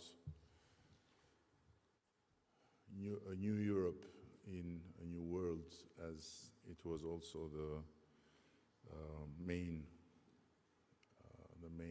title of this summit. And it is really with great satisfaction that I acknowledge from the outset that today in Tirana we have all renewed commitment to our continent and our citizens for keeping very strongly together the values and the principles that lead our societies, for doing everything in our power to protect our values and the principles that are embedded in our societies, by protecting our countries, by protecting our people, and by protecting the future of Europe. And in the meantime, we also discussed about going further and investing more in innovation and investing more in the areas of Europe that belong to this political community but do not belong yet to the European Union, or may never belong to the European Union. So I think that the day was very fruitful. We had several roundtables with several topics. At the end, there were very interesting conclusions that will be carried further on the way by the Danish. And in the meantime, we decided that a coordinating team of the EPC will be in place under the auspices of the European Council President Office. So this is more or less a very general synthesis of what we did today by facing the very fact that altogether we represent a market of 600 million, and it's huge, with a huge potential, and it's up to us to do what we should to turn this potential in a good outcome for our people, for our countries, for our community of like-minded nations. So I am passing the floor to Mette, and again, I can't feel better by knowing that the torch is in the right hands, and we are looking forward to gather in Copenhagen and to by taking it from here. Thank you, Mette. Thank you very much, Eddie, and thank you for experienced here in Albania today.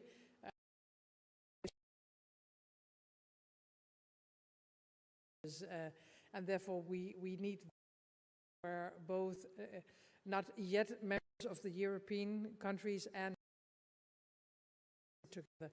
You have already put a lot of important things on the table. We are ready to take over. I would just like to underline that, of course, Europe's security will be our #1 priority. We live in a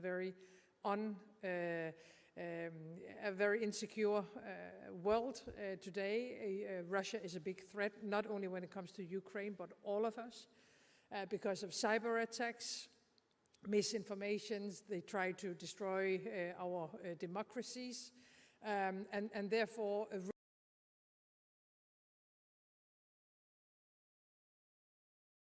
protect and to defend ourselves. How can we ask someone else to help us? So #1 is security, and it goes also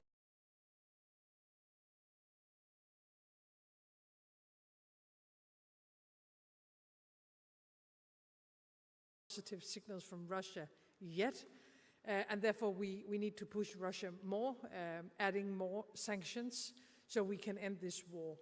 So security is #1.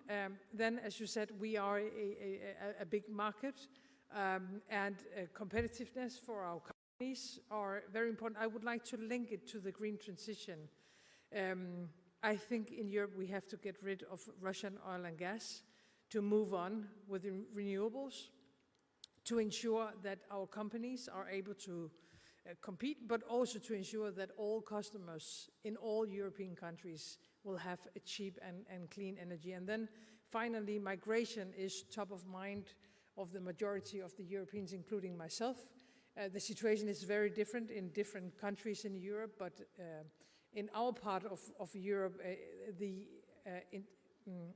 migration has been almost uncontrolled, and the consequences are simply too many now. So I would like to underline these 3 issues, and I think you have been doing a good job. We have had a very good meeting today, and we are ready to take over. Good. I would ask the understanding of the Albanian journalist to let first any of the guests here if they have any question. And if not, then we continue without discrimination. Okay, so yes. At least he doesn't look like Albanian from this distance. Maybe he's. Good afternoon. My name is Gregor Meyer. I'm the correspondent for the German press agency Deutsche Presseagentur DPA. My question to both Prime Ministers. Ms. Frederiksen, you stressed very, very strongly that #1 priority is security and rearming Europe. Mr. Rama, you stressed, not here, but in your statement at the beginning, that weapons and arming is not all. Do I see there a certain difference in opinion, difference in perspective?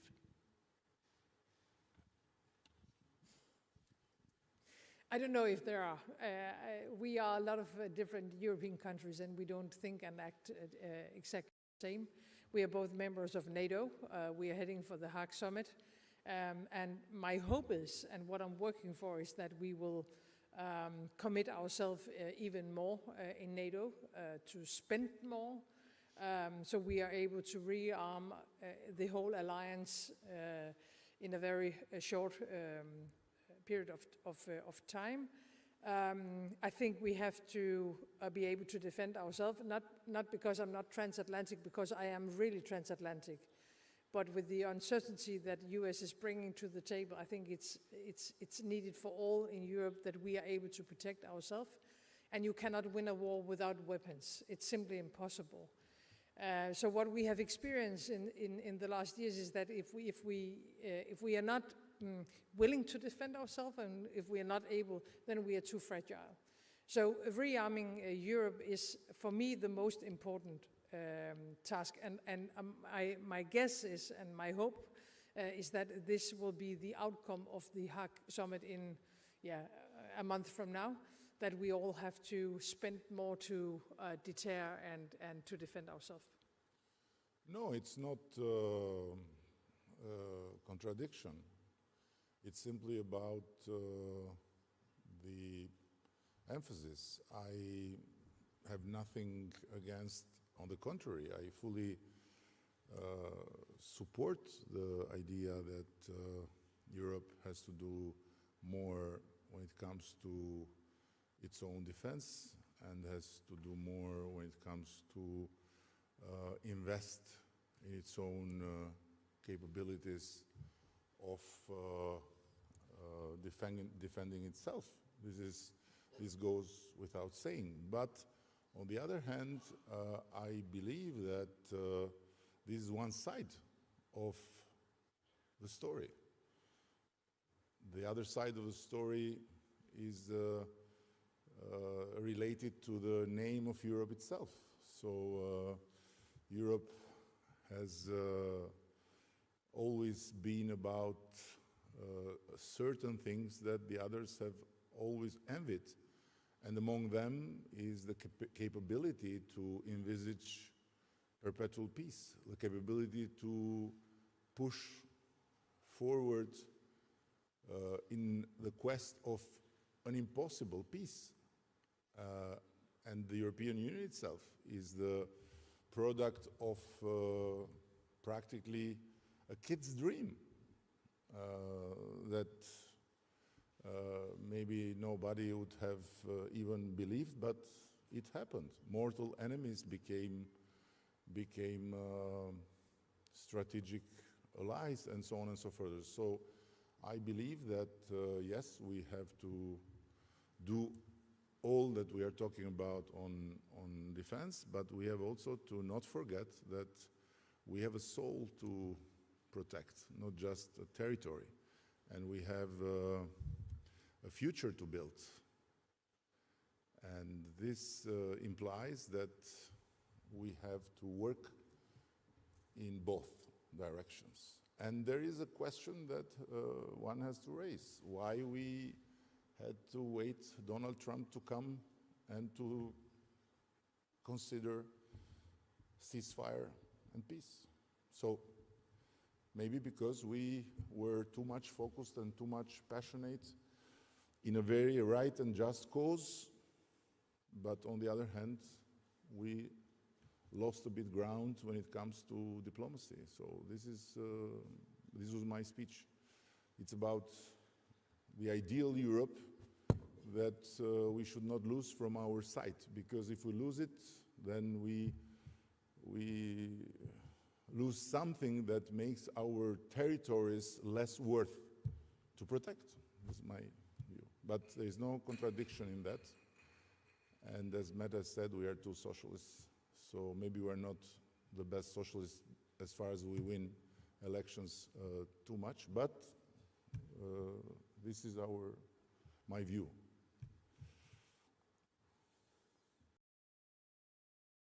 I'm not a socialist, but anyhow. Yeah. You are not a socialist? I'm a social democrat.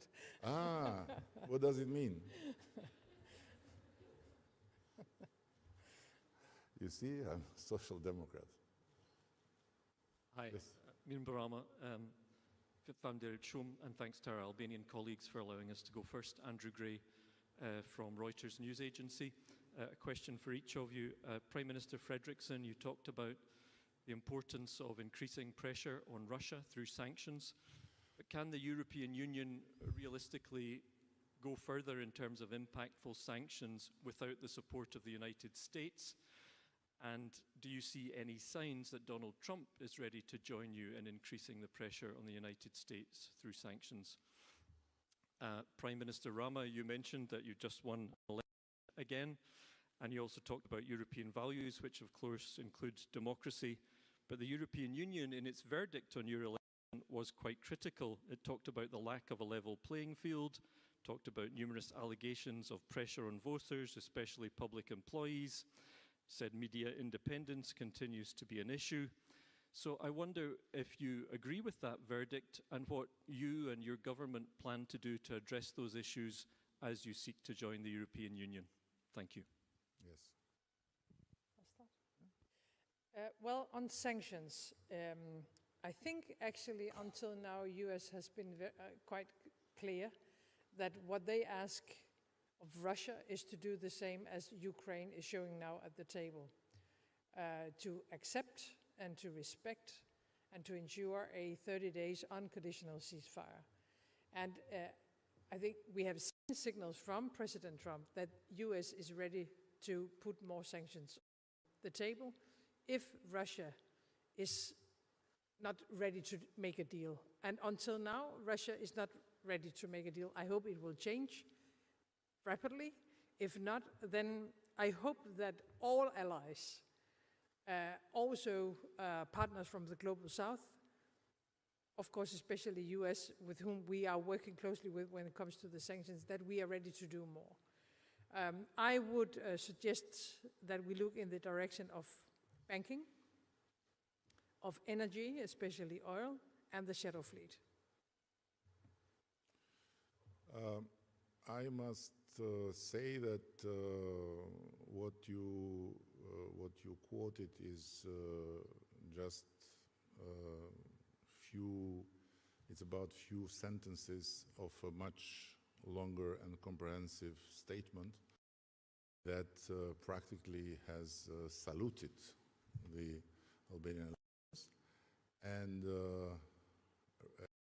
referred to allegations that are related to the preliminary report. And preliminary reports are made to be checked further and to be faced with proofs. So I would say that in that regard, Albanian elections are the expression of the Albanian people will 100%, not 99. And for the rest, of course, whatever that needs to be improved will need to be addressed, by no doubt.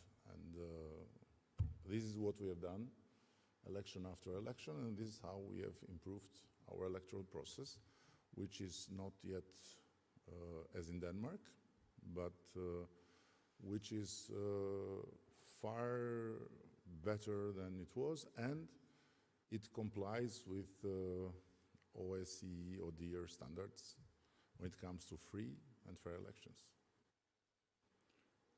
Anyone else from the guests? Yes.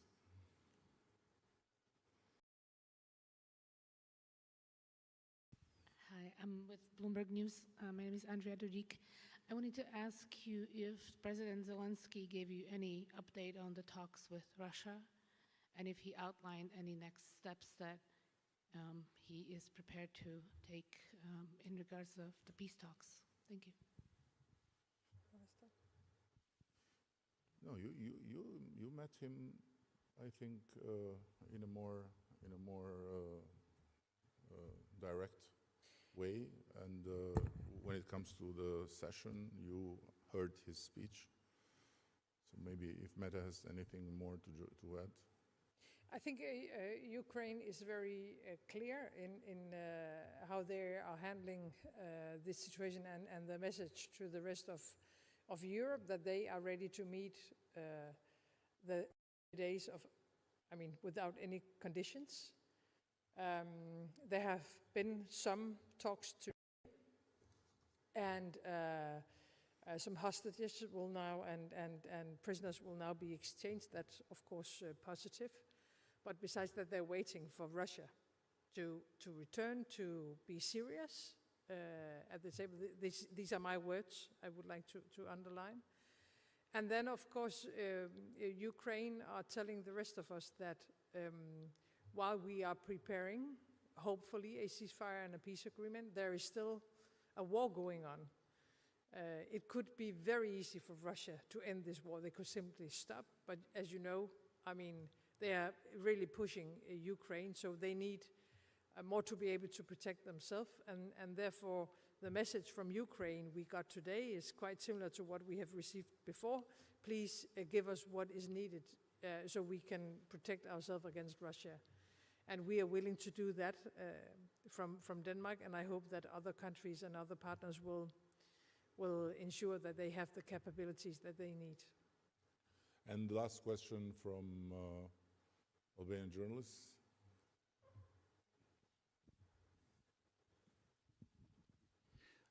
Mohamed Veliu from Top Channel. The same question for both Prime Ministers.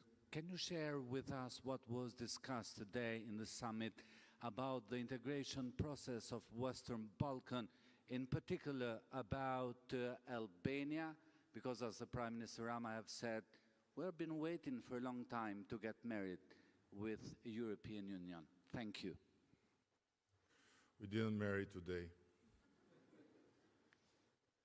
You want to say anything? No, but hopefully we are moving forward, and I think all of us recognize that this is an extremely important task. The enlargement process has to continue. As you said, some countries has really been doing a good job, and from a common European perspective, keeping us together, enlarging our family also in our daily life is very, very important. It has to be merit-based.